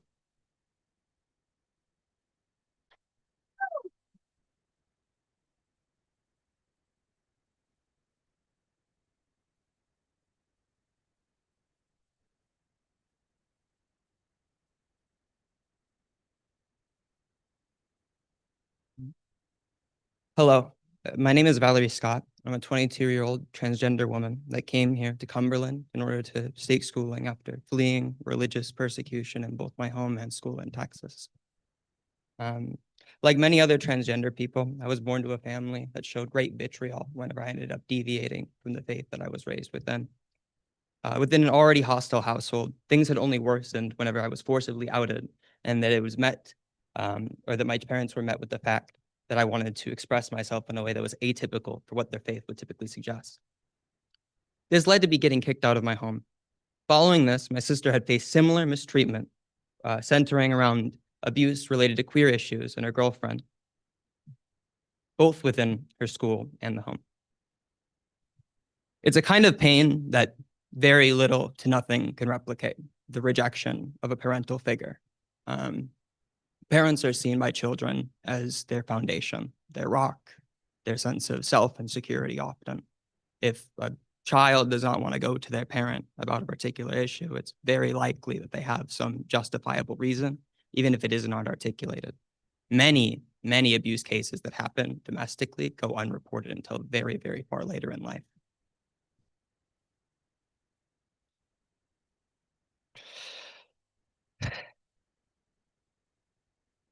Children, it may be the case that parents often make choices for their minor children whenever it comes to the decisions in their life, but we draw the line whenever those choices end up directly negatively affecting the well-being of those children. We don't allow parents to verbally abuse their children in the household. And the reason we don't do that is because we understand that such harm to a child verbally results in physical harm. We know for a fact that how people are treated socially, including things like bullying and wide-scale rejection, lead to things like suicidality and suicidal ideation. We know very similarly, for the same reasons that in transgender populations and transgender cases, being misgendered and the rejection within the home leads to suicidality and suicidal ideation. There is no question that this policy would lead to harm. We have the data on the outcomes of what this would result in. We all know that this overly conforming policy to the blockade that was put by the Supreme Court will only lead to harm. The Mary Belly case is still pending. The Ninth Circuit is currently reviewing the injunction. It is clear that this emergency action covering such injunction is not forcing any change within New England just yet.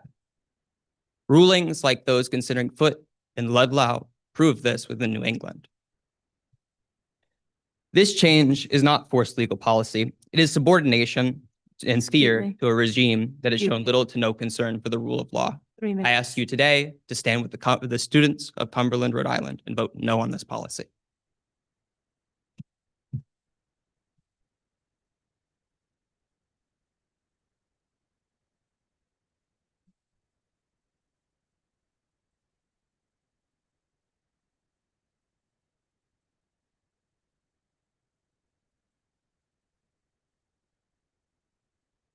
Hello, good evening. My name is Matt Kachebuk. I myself am a resident of Johnston, but my daughter and her father are residents of Cumberland and go to Cumberland schools.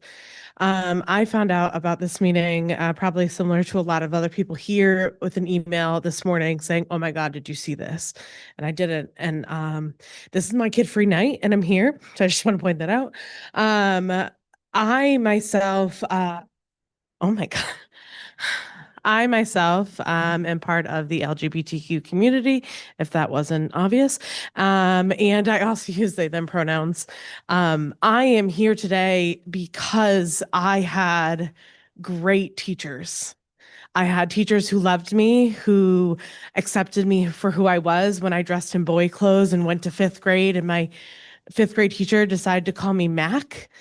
And for years, I kept that a secret from my family. I knew in my house that that wasn't going to fly, that I was my mom's little baby girl and nothing else would matter. And it didn't matter what I said. I waited until I was 32 to come out. And when I came out to my family, even at 32, I faced scrutiny. I was alienated. I don't talk to 4 out of 5 of my siblings. If I can prevent that for one kid, this policy, the way it stands today without any changes, is worth all of its weight in gold. If it only takes one child to go home after being outed for them to be harmed, that is not acceptable on any level. I wish that I could tell you that when my daughter gets older and if she changes her mind about who she wants to be and what she feels inside, I hope that she can come to me. But if she can't, that's on me. And I can put my ego aside for a half a second and be thankful that she has teachers and counselors and coaches on her team and in her corner. I also would just like to read very quickly something that my friend, who is a teacher, who said that she did not want to take up any time here, said that children's first teachers are their parents, and it's incredibly rare for children to confide in teachers about their parents and seek advice without their parents' knowledge. But children that do so are indicating with their actions already that they are not safe with their parents, and that is the responsibility of other adults in their life to meet the child's needs without putting their safety at risk. Children that build empathy for people different than them grow up to be community conscious adults. The state exists for the purpose of creating a space for people to have freedom of belief of expression.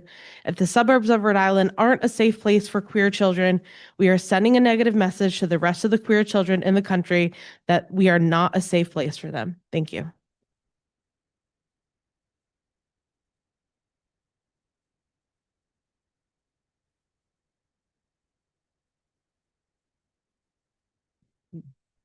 Hi, my name is Paul Resendez. I live at 624 Broad Street in Cumberland, Rhode Island.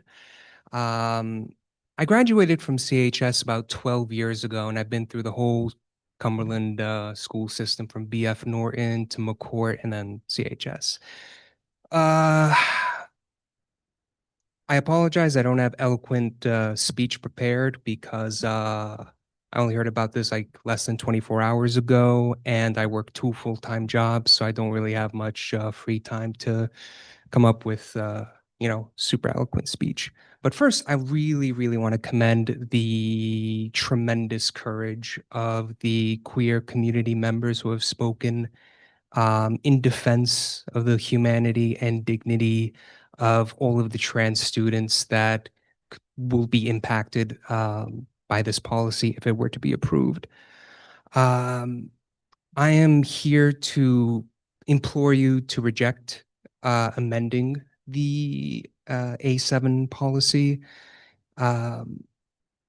Even though I'm not trans myself, I do have 3 very good best friends who are trans, and I know that if they had grown up in a school system in which, this amended policy were the rule of the law in where they grew up, that they almost certainly would have perished before meeting me. So knowing that, I am just hoping that you make the right decision and vote no across the board.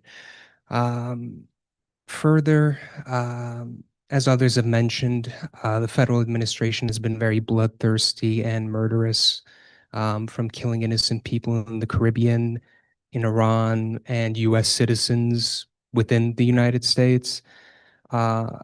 As a resident of Cumberland and a taxpayer, I don't think it's too much to ask that my local government not become equally bloodthirsty and murderous as the federal government. I hope that's not too much to ask. Thanks.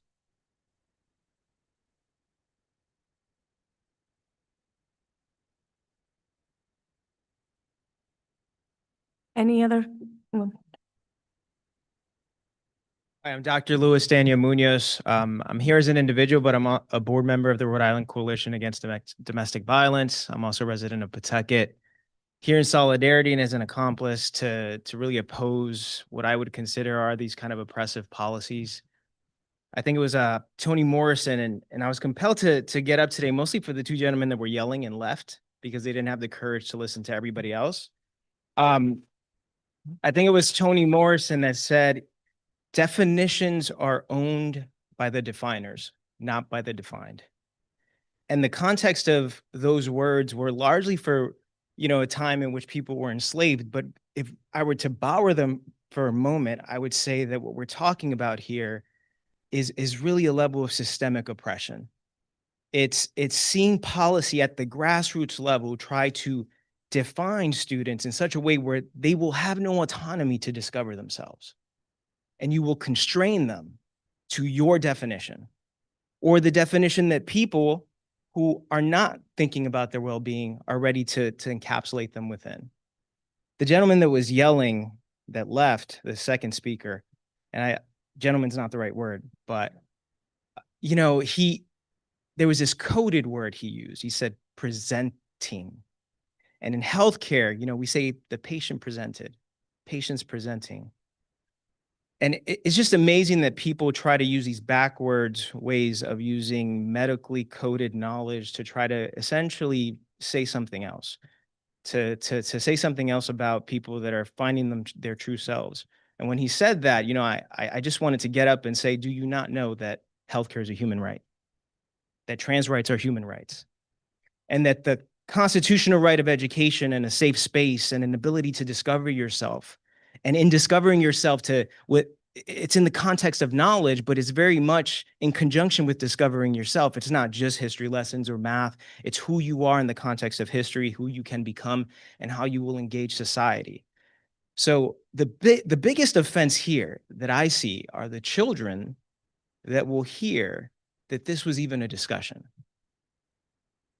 That in a time with fascism on the rise, with schools being bombed in other countries, with the US complicit in those activities, that our school systems, our local school systems, are still engaged in conversations about, well, do we want to sacrifice a few kids' lives? And before it's physical, it can be mental too.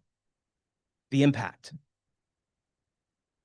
So I didn't even want to take up space, but it was very much triggered by people who will present an opinion and run away before they even hear the people that are living their truth.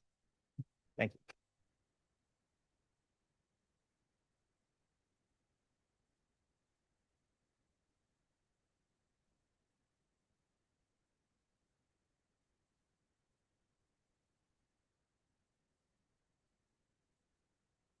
Hi, I wasn't going to speak because I'm from Providence. My name is Cassie. I grew up in Ohio, and I grew up in such a place that I spent my entire life until I was 38 in the closet. So deeply in the closet that I was Mr. Tumnus. I did not have a clue who I was, and I was miserable, miserable. It would be funny if I hadn't spent my whole life so afraid that I knew that if I come out as gay, I might be killed or harassed or turn into Matt Shepard. I don't know if you guys remember Matt Shepard in 1998 when he was dragged to death for being gay in Wyoming. That's why I went back in the closet. Also, I was raised Catholic, so I knew I was going to hell. I couldn't even conceive of being trans because I had no gay people. My parents alone have 9 siblings and 15. 0 gay people. That doesn't make any sense. None. Tell me that makes sense. Tell me that makes you safe. Tell me that gives you anywhere to go with who you are and what you need to do for yourself. Gives you nothing. Nothing and no one. I grew up on a farm. I could have been a farm boy, and I couldn't do that because I couldn't be a boy. I wasn't allowed to just be physically strong and do things. I had to be a girl and had to shut up and go be a girl all the time. I don't know how to tell you how that destroys you because I'm still working my way through it. Because I wasn't a person, I was a shell. I did what I was told so that I would stay alive, so that I wouldn't be harmed. Do you know what happens to girls? Do you know what happens to gay girls? Do you know what happens to queer people? Do you know what happens to trans women? Do you know what happens to trans boys? We don't even exist. I never heard about a trans man before. And we've been here the whole time. We've been here the whole time. Everyone else has said it better than I have. But I've spent my whole life afraid. I had to leave. I had to leave Ohio. I have to leave Indiana. I can't even go back because I can't dress like this. They're trying to pass a law in Ohio where more than 3 pieces of clothing the wrong gender, you're going to jail. And you know what happens to trans people in jail? Even worse than what happens to us out in public. It's not safe. Please do not make these children unsafe at school. The only reason I am here is because there were a couple teachers at school. One of them was a gay man who stayed in the closet. He is 80 years old and in the closet because it's not safe. That man saw me and he's like, "You're not even in art class. Just come hide in the art room with all the other kids." The band teacher saw me. He said, "Hey, you can't do gay jokes. You're going to meet gay kids in college." And damned if he wasn't right. Sorry. I know we're not supposed to swear. It hurts so badly to be shoved into a box that you aren't, and to be so afraid that you will die if you express any part of who you are. I asked my mother once in the milk house when I was a teenager, why would anyone pretend to be gay? Why would you do that? What fun is it? That is where it starts. I couldn't be safe in my own home. What am I supposed to do? If I can't be safe at school, I literally only survived because I had somewhere to hide at school. So please protect these children like you have been. Don't change things. Save them. Please.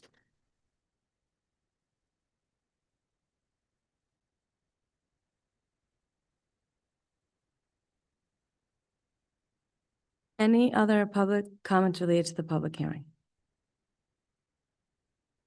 Next, we have comments from the public on anything. New business. Discussion and a vote to approve new policies. In this particular one, we.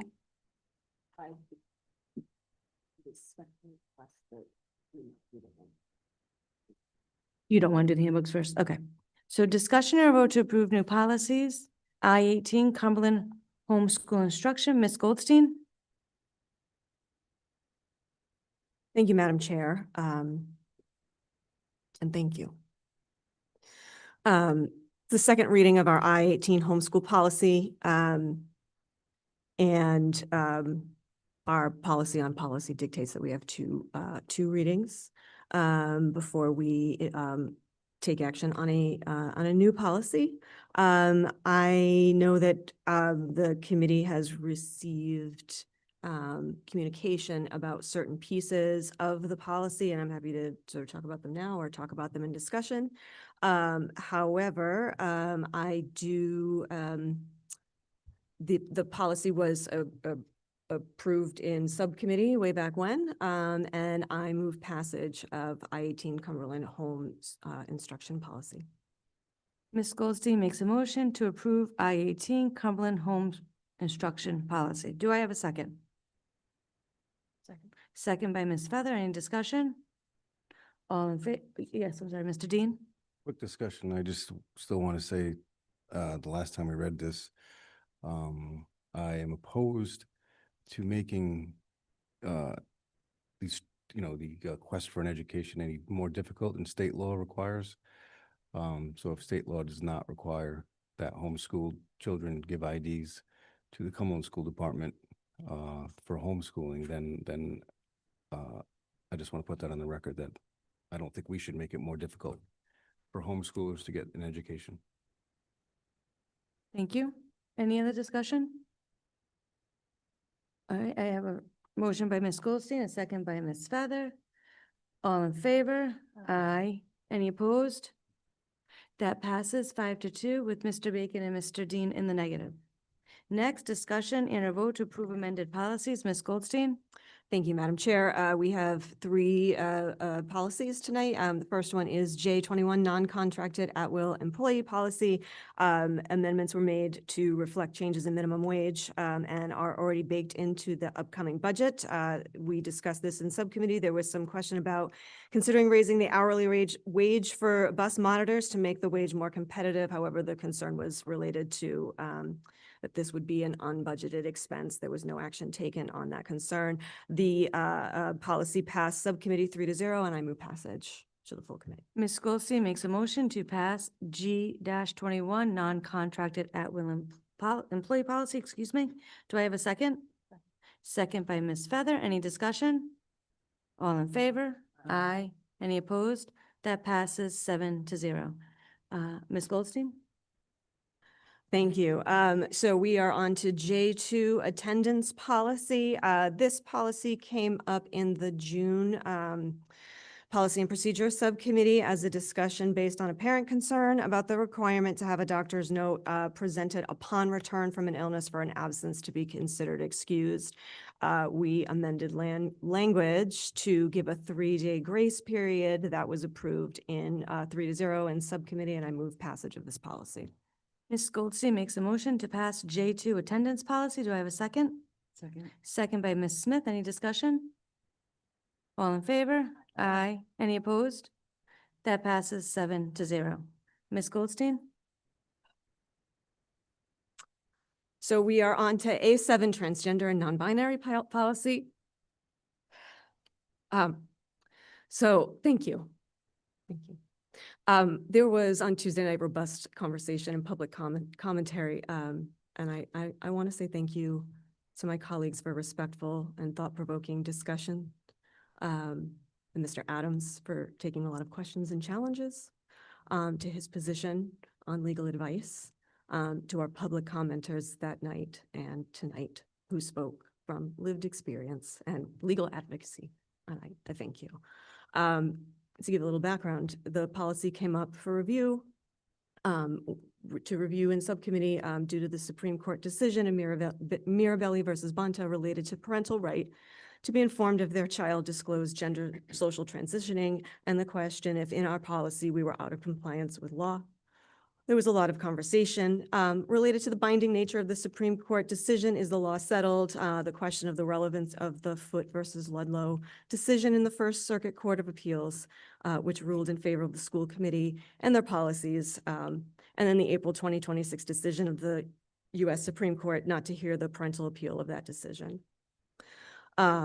In the end, the subcommittee, we recognized we were sort of at an impasse. Any attempted actions we made failed, and we discussed that this would come forward to the full committee. I will say for myself in the past 48 hours that I have done much research based on questions, discussions in the policy subcommittee. We read Mirabelli, read the Foote case and the Supreme Court decision to deny hearing the Foote appeal. And I am left with confusion as to the clarity of the law. In order for our policies to be in harmony with the law, there needs to be, it is my feeling there needs to be clarity. And when there is not clarity, myself personally, I feel it is incumbent upon me to protect our most vulnerable students. Therefore, I move to, please, thank you. I move to reject the amendments in policy A7. Thank you. Ms. Goldstein rejects, rejects A7 transgender and non-binary policy. Do I have a? Check the amendments. Sorry. Rejects the amendment of A7 transgender non-binary policy. Do I have a second? Second by Ms. Feather. Discussion. Okay, I think we have Ms. Feather, Ms. Smith, Ms. Goldstein. I want to thank everybody for coming out tonight. I really appreciate it. I know that folks don't want to be in Cumberland on a Thursday night. This has been weighing on me. I wrote something down because I had to. And oh, you could keep me to 3 minutes if you want. I said a few things the other night, and I want to expand upon them now that this was up. When this originally came up, we worked with our attorneys to try to put as many safeguards in place as we possibly could, but we heard from everybody that no safeguard is enough, and how harmful these policy changes could be. I have 3 points. My second point is that I'm not convinced we're out of compliance. We've heard from several attorneys, and with all due respect to ours, who I think is fantastic, I agree with Attorney Wood and others who have come to different conclusions. I also, I asked the question the other night, what happens if we do nothing? Like, is there, like, what's going on? And it turns out doing nothing puts us in the same position that doing something does, except we could be sued either way, except, you'd say, okay, well, what's the harm in changing it? There's a lot of harm. We heard that a lot of harm tonight, plenty. We have a strong policy in place for years. We've protected students while they're discovering who they are. If we change this policy, we're no longer protecting those students. Someone said something about how they couldn't imagine parents not, allowing their son or daughter to go by a different name or pronoun, but we've heard them tonight. And I know of some as well in town and outside of it. Where does that leave the student mentally? Not in a good place. So nothing I say I know is going to change the minds of folks who have already made their decision. But I'm hopeful that everyone who might have a person in their family someday who needs protections like what Cumberland affords carefully thinks about their vote. Thank you, Madam Chair. Our job on the school committee is not an easy one. When you look at the laws in Rhode Island and what it tells us that we are required to do, and that is our core legal duties include setting educational policies, ensuring compliance to state and federal laws, and overseeing the district's budget. I took that very seriously, and I still do take that very seriously. The information that we had when we came into the meeting the other evening was on Mirabelli, and the changes had been discussed back from March and had gone through a lot of edits and mindfulness and trying to come up with the best solution in meeting what we felt was the law, and our attorney did speak to that the other day. I'm not saying our attorney is wrong. I'm not saying our attorney is right. I think he was very clear on what he saw as an attorney and gave us that information. And that's what we took forward, and that's what we had discussions on. Attorney Wood, thank you. You brought forward some information that we did not have, and our attorney agreed with that. And we have spent the last 48 hours reading through the Foote case and trying to understand it. And now we have Leon County information as well. My passage in asking for it to go forward the other evening was based upon the information and what we felt was a solid case and following what the Supreme Court had said. If there's questions on that now, it is our duty to go back and look at those and take that into consideration and to make sure that we are doing right. Personal beliefs shouldn't come into what we're doing. We all have moral obligations to ourselves as well. We understand that. I don't think there's one member sitting on this board that is against the trans population, who doesn't want your protections, who doesn't want to see you thrive. I won't speak for everyone, but I know that I have multiple friends, regardless of what you think of me. Phoenix, I shook your hand when we all spoke, and I meant it when I said good luck in your election. I do not take that and do that and to mock somebody. I would never do that. That's not who I am. I've recently attended the engagement of 2 trans friends, which was a fabulous night. That's my personal life. Okay. What I would do in my own personal life would maybe differ from some of my friends, but it doesn't stop us from working in the same community and being part of the same community and supporting each other, regardless of our beliefs. So at this point, I look at this and say, I want to follow the law. I want to do what's right, because that's my duty in reading what the Rhode Island general law has set for school committee members. And that has been my goal, is to follow that. Now that our own attorney has said, listen, I've spent 48 hours as well reading through things, and now we're not as clear. I have to take that into consideration on anything in how I approach this too. I'm not saying that this is not going to be changed. I think what we all have to do is look at the laws. Now we have to look at this other new case, the Leon County, and perhaps this is premature before we get those answers in such a short window of time between Tuesday and now, to have all this information presented to us and have our research done and have our lawyer go back and do more work for us. So while I'm not for or against the policy at this point, I was for the policy the other day based upon the legal information that we had. I think that we have to take a step back and take another month until we look through this to see exactly what needs to happen. Ms. Goldstein? I'm so sorry.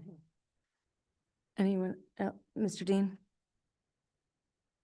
So I have two young boys, and I couldn't imagine looking at them and thinking that I would ever not accept who they are. I've told them numerous times that, you know, no matter what you are, who you are, I will love you, you know, regardless. I've forever been an ally of the communities, and I'm old. So I remember when it was don't ask, don't tell to join the military. That's when I joined the military. People would ask me, what do you think about that? I said, I don't care. Gay marriage, I don't care. Trans, I don't care. Let people be who they are. Let people transition. And although I love my kids more than anything in the world, I am not naive to the point where I think everybody does, where I think that everybody will accept their child for exactly who they are. And I'm not just talking about if they're transgender. You know, there are a lot of biases out there, but transgender is definitely one of them that I could see being an issue for a lot of people, whether it be based on religion or just, you know, their lifestyle. But at that same token, I spent 28 years in the government, and I do not trust the government. Like a lot of you people here said tonight, you do not trust the government. The schools are the government. You do not want the schools telling you how to raise your kids or keeping secrets from you about your kids. If it happened to you with your kids, I would be the first one to get between you and them and say, no, that's not right. If somebody tried to tell you how to raise the trans community, you know, your children, I would be the first one to say, no, stop that. I am not willing to abandon parental rights. And I know that's not a popular opinion in here. And I know it comes with a lot of anger. Obviously, we had, you know, a lot of good heartfelt stories tonight, but also a lot of people who are angry about this, and I can understand that. But I have to, one of the speakers, I think it was Phoenix, said that a transgendered child in an affirming household has suicide attempt levels below that of cisgendered children. That is the goal. Is it going to happen in every case? No, but the policy we have now prohibits the transgender person. If a transgender person has suicidal ideation in the high school, are we allowed, does the school tell the parents? Because, you know, yeah. So, and then, you know, and then the parents are allowed to help. Okay. What I'm saying is, I am School committee speak. We don't. I am not willing to abandon parental rights to the government, and that's my opinion. Any other discussion? I want to quickly say, I thank you all for coming. I thank you for being brave, for coming to the podium, for telling your story. Listening to your stories has been, I don't even know the correct word, but it has just shown me so much that I just think everyone needs to hear and say. And I agree that this policy should not be amended. And I don't think we should look at it in a month. I think we should let the courts do what the courts do, and then eventually we'll figure out once it's all settled. But I don't see any rush at this moment to do anything. And again, I thank you all for being here. Anyone else? Okay. I am going to do a roll call vote for this. So, we've never done a motion where it's rejecting the amendment, so I want to make sure I have this question. Ms. Goldstein's rejecting the amendment of the A7 transgender non-binary policy. Ms. Feather has seconded, we had discussion. Now we're going to do the vote. So if we say yay, that means we agree with rejecting the amendment. I just want to clarify this for everyone. Ms. Shea, Yay. Mr. Dean, No. Ms. Feather, Yay. Ms. Smith, Yay. Ms. Goldstein, Yay. Mr. Bacon. And the chair votes yay. That passes 5-2 with Mr. Bacon and Mr. Dean in the negative.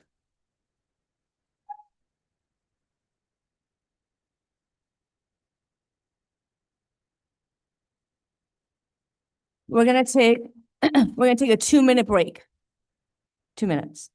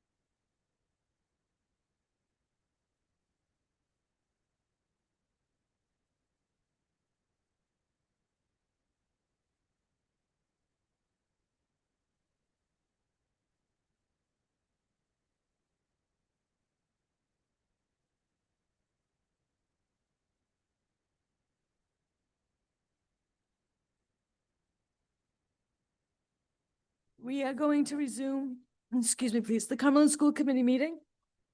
Next on the agenda, a discussion and a vote to approve district handbooks. Ms. Goldstein?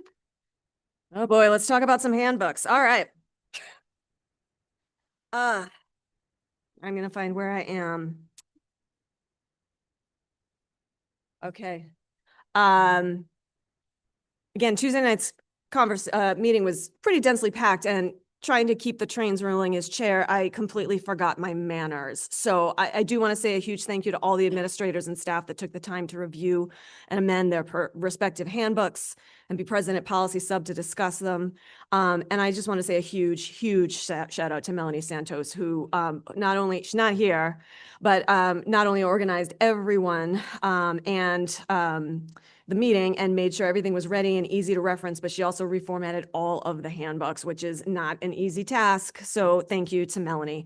So I am going to take, we have 6 handbooks to discuss. I'm going to take 3 and 3 because we approved 3 with 3 people on the subcommittee, and then someone had to leave early, so we approved 3 with 2 people on the subcommittee.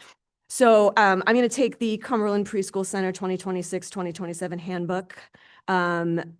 All of the handbooks had changes to attendance to reflect the change in the J2 attendance policy. So they all had language that either updated those policies. The preschool center took out the language not relevant to the preschool, added in a program that is coming to the preschool. And all of the handbooks, if they reference the BCI application process, all the dates were changed just to reflect the small shift in the calendar for the next year. The Cumberland Elementary School handbook, they added the opt-in language for the transportation that's coming up for this year. They added an attendance communication procedure and a link for a free and reduced priced meal application, which should make Ms. Shea happy. And the Cumberland Middle School 2026-2027, I know it's a priority of yours. The middle school, they added language for the opt-in transportation guidelines for social events and consequences for harassment in order to align with the guidelines from the Assistant Superintendent's office. All 3 of those handbooks were approved in subcommittee 3-0, and I move passage of these handbooks.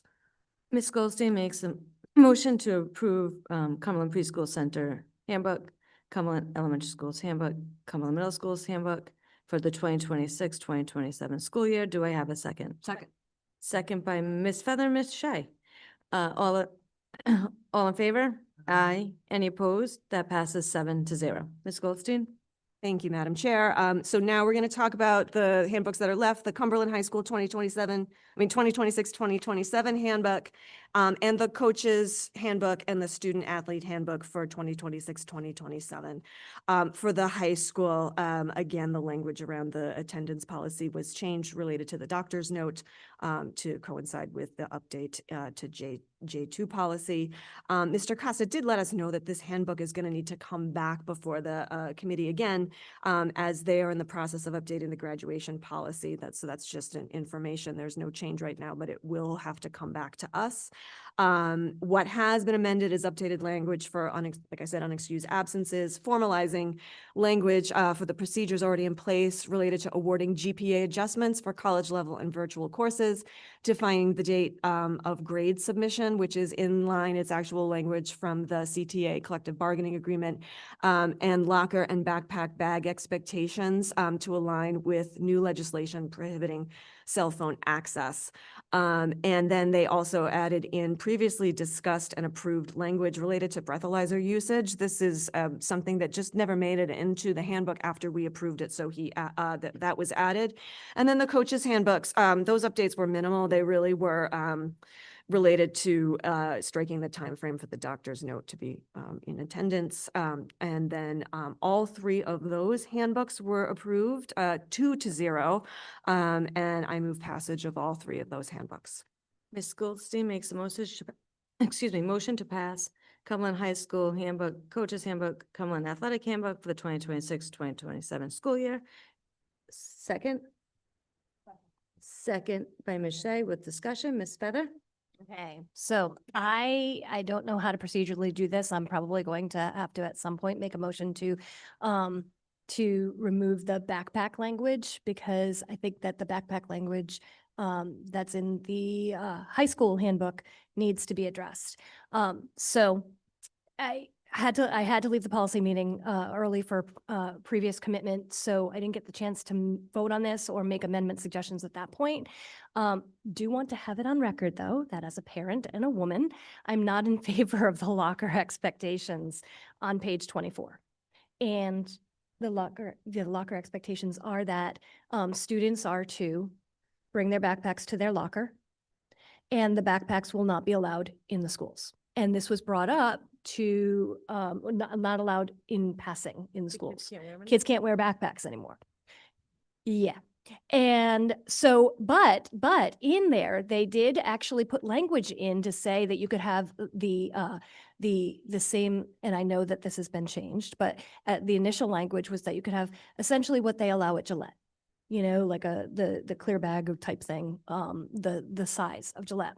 And so I don't go completely off track. I did write this down because I'm like crazy. But Ms. Smith rightly asked this question and I was right on her heels because I said, you know, this policy was thought about for young men. This policy was not thought about for young women, with young women in mind. And I'd like to just point out, I was going to bring props. I decided to not. But to showcase what products are necessary for a woman to make it through a 7-hour day on her period. So I do have my bag. I have my pocketbook, which is big, you know, fairly big. This would be too big based on what Mr. Costa first put in the initial policy. What women need: at least 2 menstrual pads, more likely more if they have a heavier flow. At least 2, probably more tampons, because if one is dropped, it's no longer safe to insert. And as sometimes happens, the string malfunctions on tampons, and it's also not safe to insert. You need to have backup. Some cleansing wipes, because should some blood drip from someone's leg, she would need to clean it with something stronger than high school toilet paper. Sorry, the toilet paper is pretty good, but not that good. Potentially some sort of perfume, at least for kids like my daughter, who has anxiety around how she smells, and deodorant for that matter. This purse is nowhere near big enough for all of that. And when asked the question in less graphic terms during the subcommittee meeting, we were told that girls could get their menstrual products from what's offered by the school in the bathrooms. And that's not the intent of those products. The intent is to make sure that we have products for people that also cannot afford products or cannot, do not have products at home. I don't want to be the person responsible for ensuring that everything's stocked. Because if my kid went into that bathroom and had to have, products from there, and those products wouldn't be there, then this mama bear would come out. So I also have issues with it, not only for the period concerns, because I think that this should be normalized talking about this type of thing, because women are completely overlooked in this policy, and it really pisses me off. But the other question that I have about it is, will passing time be increased for students? Because students are going to have notebooks that they're going to have to bring to different classes. And if my kid is in the second floor for her locker, and then in the third floor for her class, but then she's got to go down to the first floor, okay, well, are you going to change the passing time for kids if you're going to require them to go to their lockers? Also, not only for young girls, but how are students to transport clothing for gym class? So now we don't have any bag that's bigger than a pocketbook. And again, pocketbook, I don't know, but I can't fit a towel, toiletries, a different change of clothing, deodorant. I can't fit all that in there. So not only for young women, but young men. So I would really like to amend this policy so that we can take out the unnecessary piece about the backpacks. So can I just get clarification? So Ms. Feather makes an amendment on the Cumberland High School handbook regarding backpacks. Is that what I'm hearing? Yes. Okay, thank you. Can I just ask some clarifying questions, because I probably should know this and I don't? Does the middle school handbook take out also not allow backpacks anymore? No. So in middle school, so in middle school, the kids can still wear a backpack inside the school? Yes. McCourt does not carry backpacks. McCourt's, but the handbook doesn't say they can't. No. I feel like there should be a consistency with schools on backpack carrying. And I do agree with Miss Feather's feelings on Less graphic term. many things, but also the amount of time between classes does not give a student enough time to go to their locker, get the books, and get to the next class if they're going from one end to the other, as well as, I'm just speaking because what I see and what I know, having a high school student myself, they all wear their backpacks. The whole first month is going to be policing backpack. It's going to be, I would think, a lot of policy enforcement that I don't know if it's as easy to make compliant as we're making it sound in the handbook. I have not read this part of the handbook, so I'm going with what Ms. Feather said. I So- can read it. Okay, Ms. Smith has one thing and then you can read it. Okay. So, Mr. Costa talked about this quite a bit the other evening and prefaced the entire change on the new updated Rhode Island law about cell phones. So, or cell phones, watches, whatever it may be, communication devices. So we have a policy in place related to that where they must be out of sight. But Rhode Island law now takes it further than out of sight. So this means that the students cannot have it on them whatsoever. The goal at the high school was to now assign everybody with a locker instead of just giving them the choice of having a locker, so that the backpacks, which are the ones that carry those devices that are now not allowed by Rhode Island law, doesn't give them an opportunity to have them on them and have problems on the law side of it. So that was that goal. The reason they originally went and asked for a 4x6 bag was because, and that's 4x6 inches, not feet. The reason that they did that was because it most likely wouldn't be able to hold a phone, or it would be more difficult to hold those devices. So, and it would give them the allowance to carry something personal that they needed to. So that was the whole idea about it. We did strike out the size of the bag. He said, if you're gonna put in small bag, he did not want to strike out the backpacks and the assignment of the lockers, because if we decided to change this down the line, it was the middle of the year, it would be extremely difficult at that time to assign lockers and to do all the work related to it. And I would appreciate and understand that why they're doing that. On the backpack side of it, this was done not just with Mr. Costa, this was done with the deans, this was done with teachers. I believe some union representatives were in the room, so there were multiple people that were part of the discussion. And they said at the high school, there aren't books that are being carried. Pretty much everything is on the Chromebook. There's not any, and they said they have some notebooks, but for the most part, students are not carrying a heavy load of books. And that's why they felt that it was going to be okay. That was how it was explained to us the other evening. I'm just telling you how it's explained to us and why they wanted to keep the backpack and locker thing in there. So if we are going to do it where we're going to strike out or potentially look at striking out the backpack language, I think that we still should at least start and maintain that all students will have lockers, so that as we tweak anything that has to be tweaked to fit that new law, then we have the time, but they've also assigned the lockers, so it's not going to be a hardship doing it in the middle of the school year. So yeah, and just, I happen to have a high school student. That's the only reason.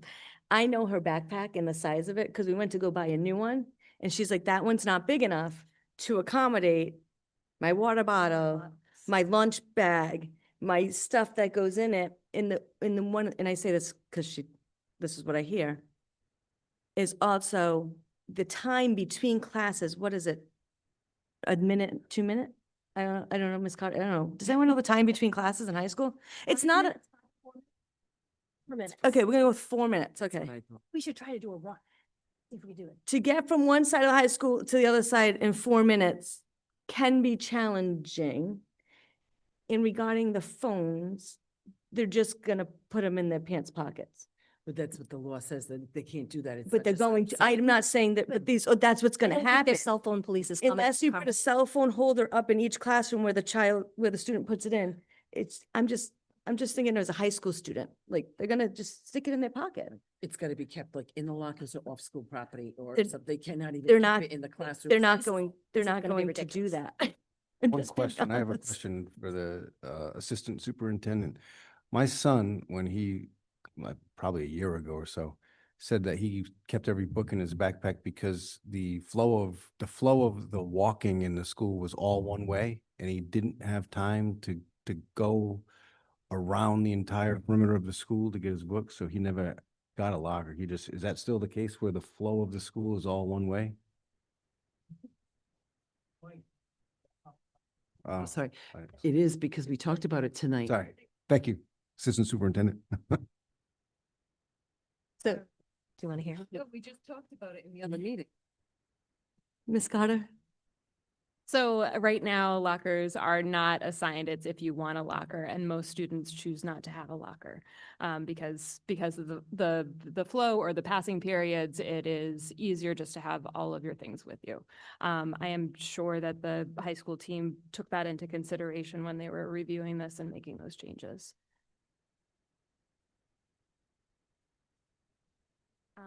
So just so the verbiage is out there, all students will be assigned a locker, backpacks, and any bags larger, well, and again, they struck out the 4x6, are required to be stored in a student's locker, required to be stored.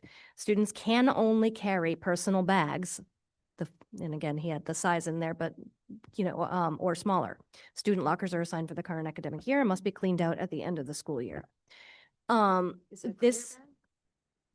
It is not clear. Oh, okay, I'm sorry. But this is some reason under I thought it was locker clear. expectations, right? So now the previous policy just had lockers should be left locked at a time, broken lockers, yada, yada, yada, writing around, it was basically like how you keep your locker. Also, I'd like to point out that part of the reason why students didn't all have lockers before was because there weren't enough lockers for all of the students before. So that was one thing where you basically had to opt in to the lockers because there weren't enough lockers for students in the past.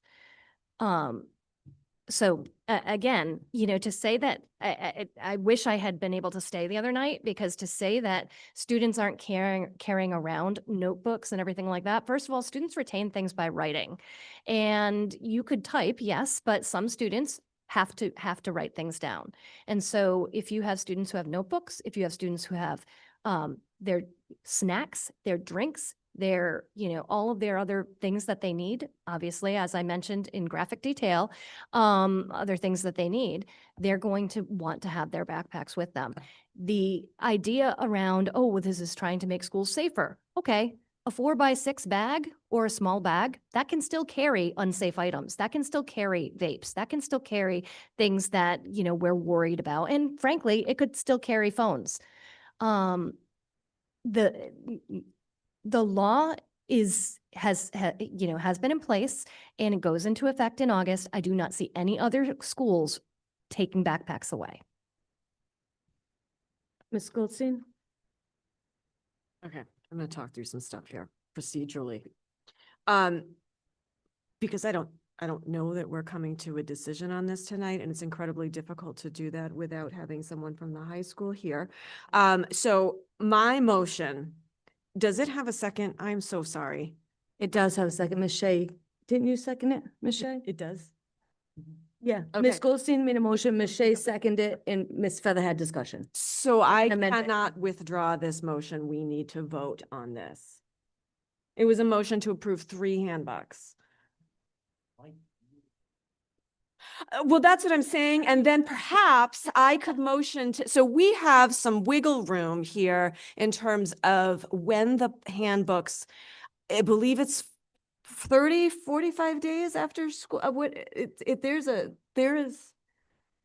We have some wiggle room. So I would potentially want to table that to the next policy sub or full committee, and then potentially move another motion is my thinking. Ms. Smith? So, I understand, and Mr. Costa did say the other evening that he's okay to bring that back and come back to us in August. And that's why we left part of the wording in there, because they wanted to get this out there, knowing that there's going to be other edits to the year because they are in the middle of the graduation policy, knowing that we're going to have to update the cell phone policy because they now put it in the high school handbook on the new Rhode Island law, which says we have to adopt policies that prohibit students from accessing personal electronic devices during the school day. So what they had said to us was the Chromebook and the notebooks are pretty much all they carry, which we know is not the case. We did talk about the water bottles. So if we have to do it, I would want to take, if we could, and make an amendment to your point, Mrs. Feather, I'd keep the locker wording, only the locker wording about assigning lockers in there, because that needs to get done for the beginning of the school year. And if we're telling them in late August, that is going to cause a problem in their planning. And then the rest of it, we can wait until August to make another amendment if we need to. So if I don't know if Mrs. Feather, if you made an amendment already? I thought, no one seconded it. Thank you. So I think Mr. Bacon. No, Mr. Bacon wants to speak. I think Mr. Bacon would like to speak. He just wants to speak, I think. So I was gonna talk about the tobacco thing here, but clearly this is going on a little bit longer than we had thought. So, and we're gonna be talking about this again, which is great, but I don't know that attacking the backpack might be the best option. I think we might need to look at maybe different ways of disciplining the phone to curb the problem of the phone. Similar with how I feel about the tobacco disciplines, like in-school suspensions we're not really quite getting the point across, because like on the tobacco thing here, we're doing 7 in-school suspensions. Like if we haven't fixed the problem and we're at 7 times, I just think we need to relook at that. So we don't need to attack the backpack. Like how are we gonna go to swim? Right? We still do swim. We got gym. No? Are you kidding me? There's no swimming.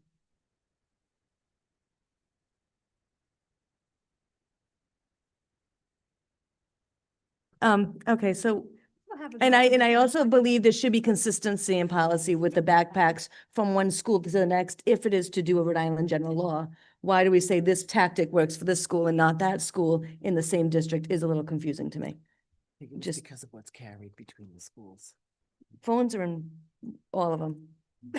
Yeah, no, I agree.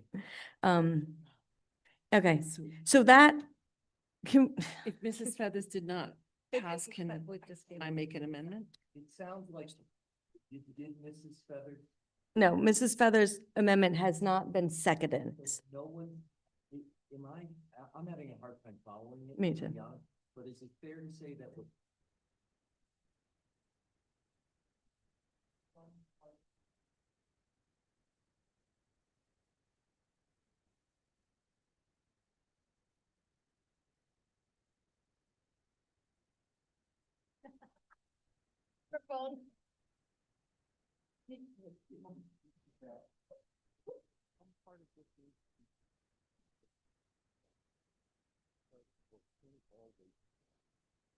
I'll wait until August. Then if the committee is agreeable, this is why meetings should not go till 10 o'clock. If the committee is agreeable, the motion could be withdrawn to pass it. But if there is some portion of it that needs to go for, that everybody agrees with, then maybe you can just do that portion of it. Withdraw the motion and say, we pass this one small thing. So for planning purposes, for the high school, I know that they'll need to assign lockers and work that out prior to the start of the school year. But I think that Mr. Costa was okay making revisions and bringing it forward in August. So can I make a motion to make an amendment or no? Or is it, oh, we have to vote first. We have to vote first.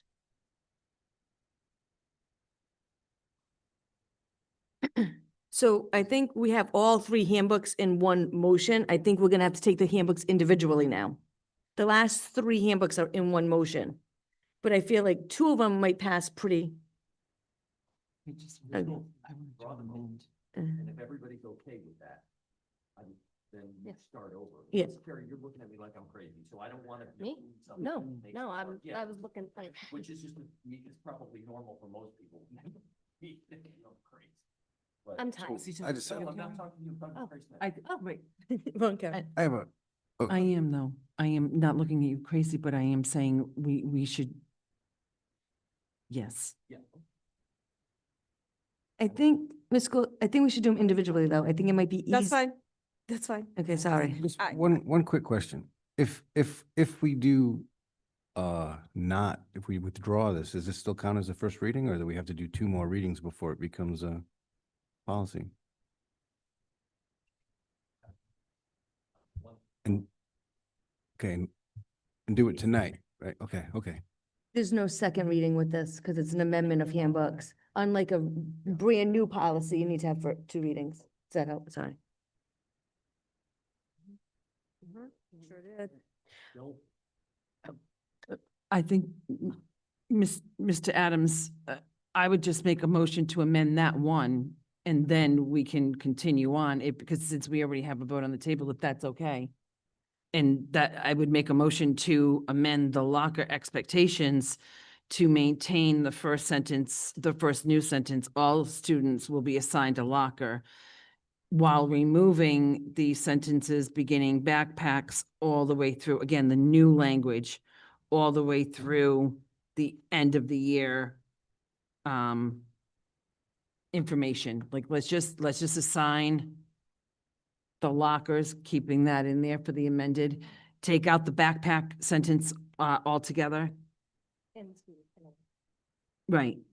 And so it would be reading, all students will be assigned a locker. Student lockers are assigned for the current academic year and must be cleaned out at the end of the school year. That's the new amendment that I would request be made.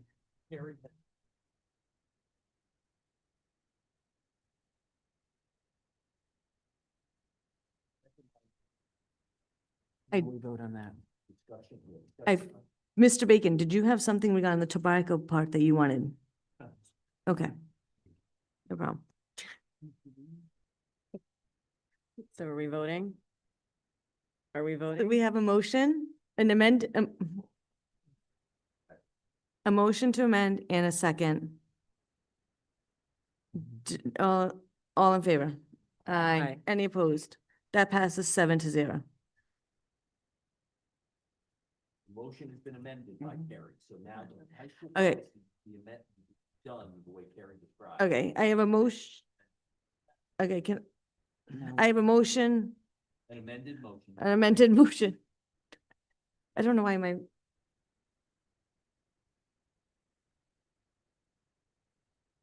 Aye. Anyone opposed? That passes 7-0.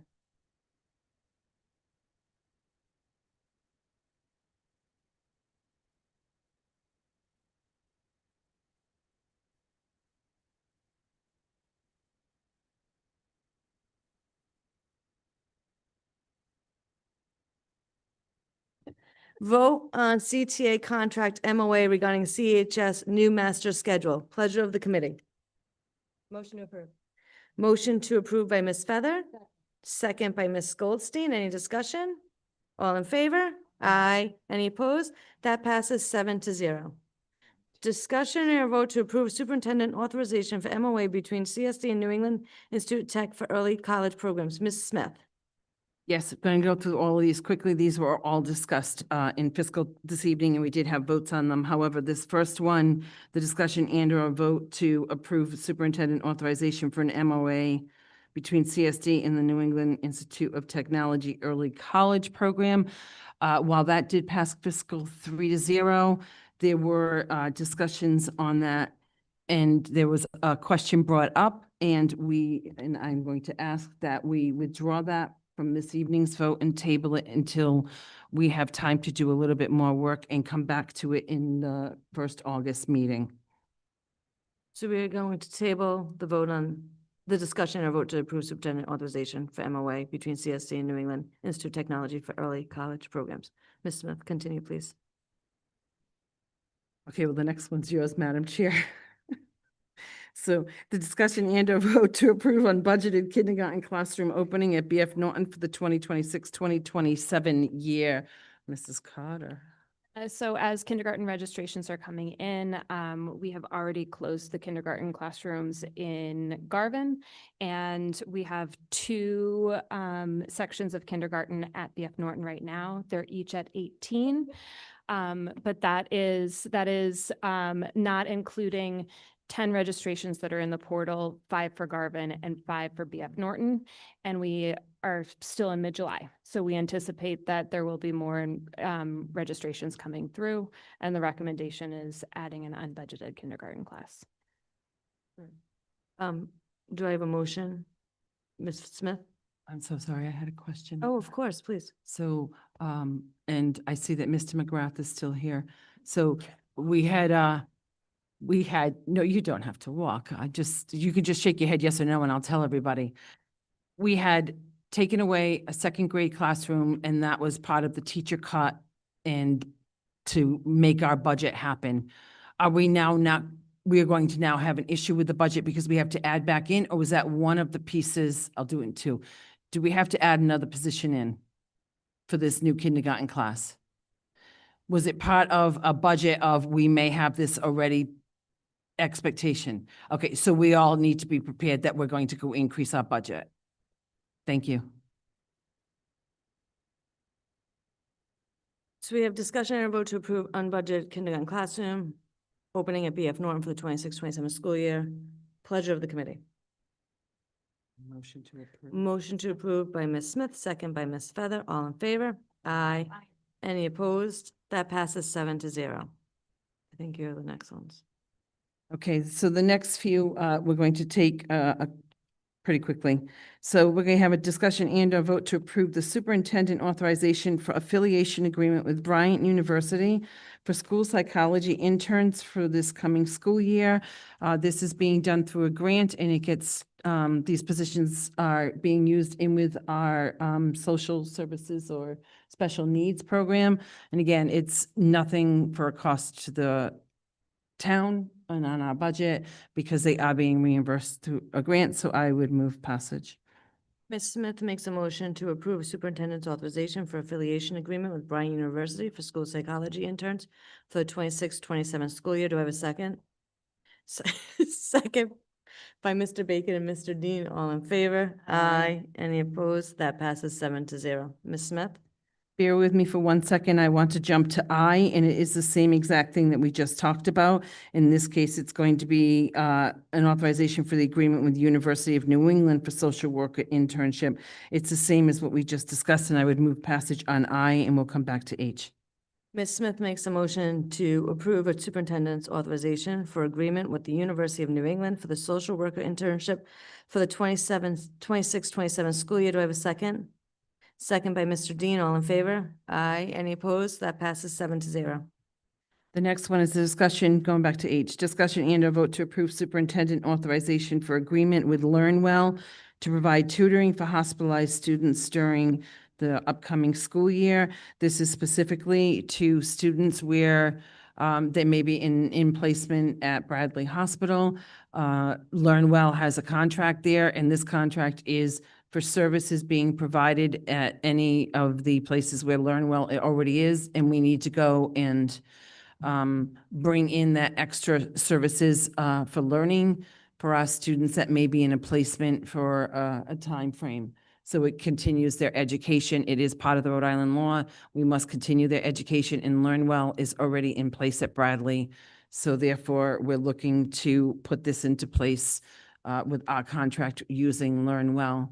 So I would move passage of that one as well. Ms. Smith makes a motion to approve the superintendent's authorization for agreement with LearnWell to provide tutoring for hospitalized students during the 26-27 school year. Do I have a second? Second by Mr. Dean. All in favor? Aye. Any opposed? That passes 7-0. Discussion and a vote to approve the 26-27 start and end times. Pleasure of the committee. There is no change. There's no change? Yeah, I just need a motion. Motion. We just, Motion. sorry, Oh, we just so have sorry, Ms. the Carter. addition of the bridge program at the preschool. And so all of the times remain the same, but you'll note that there is an additional program and those times are different. Great, thank you very much. Still a motion to approve. Motion by Ms. Feather, second by Ms. Goldstein. All in favor? Aye. Any opposed? That passes 6-1 with Mr. Bacon in the negative. Discussion and or vote to approve the 26-27 school calendar. To note rides approval of the 5-day weather waiver. Mrs. Carter? All right, so the calendar itself remains the same, but we did receive approval from RIDE. We submitted that earlier in the year and we received notification that the 5-day waiver for inclement weather has been approved. Excellent. So kind of similar to all the other years, it's up by 2 days. So if we have 5 closures due to weather or anything, we have 5 days. Great. Miss Smith, you have a question? No, actually, I don't see the election day in November on here. We concentrated so much on the move on the primary day in September. This does not have election day on here, so I think that Sure. we're going to, November 3rd, where? right there. Oh, my God. Yeah. Did that get added in? No, it's been there. It's been on. November Really? 3rd. Yeah. Okay, I'm so sorry. I did this after it got posted and I didn't see it. Oh. And I even wrote notes and I still didn't see it. No, no excuses. I apologize. I have a motion by Ms. Feather. Second by Ms. Goldstein and Ms. Shea. All in favor? Oh, do you have discussion? No. I have a discussion after this. Just one comment after this. But don't we have to discuss before we vote? No, not on this. I'd like to change my vote on the start times. I zoned out and Okay, so the we're start gonna. times of the elementary schools are still Okay, starting so at let's do the different. calendar first. Okay, so let's stick with the discussion and or vote to approve the 26-27 school calendar, denote rides and approval of 5-day weather waiver. I have a motion by Ms. Feather, second by Ms. Goldstein and Ms. Shea. All in favor? Aye. Any opposed? That passes 7-0. Mr. Dean, it sounds like you would like to change your vote for the discussion and or vote to approve the 26-27 start and end times. Is that correct? Yeah, Is that it allowable? snuck by me. Sorry.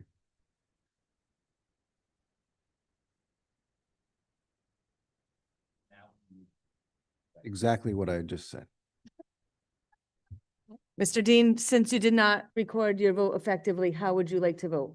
Vote no on the start times. Okay, so Still passes 5-2, I think. yes, so the discussion and a vote for start and end times passes 5-2 with Mr. Dean and Mr. Bacon in the negative. Thank you. Sorry about that. No, that's fine. Discussion and vote to approve resolutions. Ms. Smith. Yes, as mentioned earlier, we do have 14 resolutions that we're going to discuss tonight, and now I've got to go back to my other notes. I apologize. So I want to first go to the very last one, SCPR 07-2026-081. Just so that everyone's aware, this was amended in our fiscal. The guarantee that was in the contract was for $112,250, but the resolution note had mentioned $130,317.69. So this was amended. The amendment did get approved in fiscal 3-0, and then the amended policy or resolution, sorry, did get approved as well. I just wanted to point that out before we take our votes. So I will need a motion, or I will make a motion to approve the amended policy or the amendment of $112,250. Am I saying that right? I'm just so tired. It is on the food service contract. Is that what I said with Chatwell? So Ms. Smith makes a motion to approve the amended, To approve the amendment to the that amendment resolution. to the resolution of $112,000 and $112,250. Do I have a second? Second by Mr. Dean, all in favor? Aye. Any opposed? That passes 7-6. Okay, so in addition to that, then I would just like to make a motion to approve the amended resolution 081, as we just discussed. Ms. Smith makes a motion to approve the amended resolution as we just discussed. Do I have a second? Second by Mr. Dean, all in favor? Aye. Any opposed? That passes 7-0. Okay, Smith. and now looking at the remainder of the resolutions, SCPR 07-2026-068 through 080. These were discussed in fiscal and all did pass 3-0, and I would move passage of all. Ms. Smith makes a motion to approve resolutions SC-PR-07-2026-068 through 081, 080. Do I have a second? Second by Mr. Dean, all in favor? Aye. Any opposed? That passes 7-0. Discussion and or vote to approve payment of bills. Ms. Smith? Yes, we had payment of the bills this evening in fiscal. It did pass 3-0 in the amount of $1,526,406.98, and I would move passage for that as well.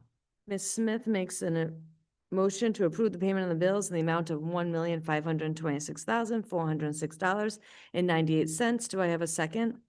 Second by Mr. Dean, all in favor? Aye. Any opposed? That passes 7-0. Ms. Carter, do we need to go into executive session? Session? No, we do not. Thank you. And can I have a motion to adjourn? Motion by Mr. Second. Bacon, second by Ms. Shea and Ms. Feather. All. Yeah. Yeah, We're all in favor. yes. Aye. We adjourn at 10.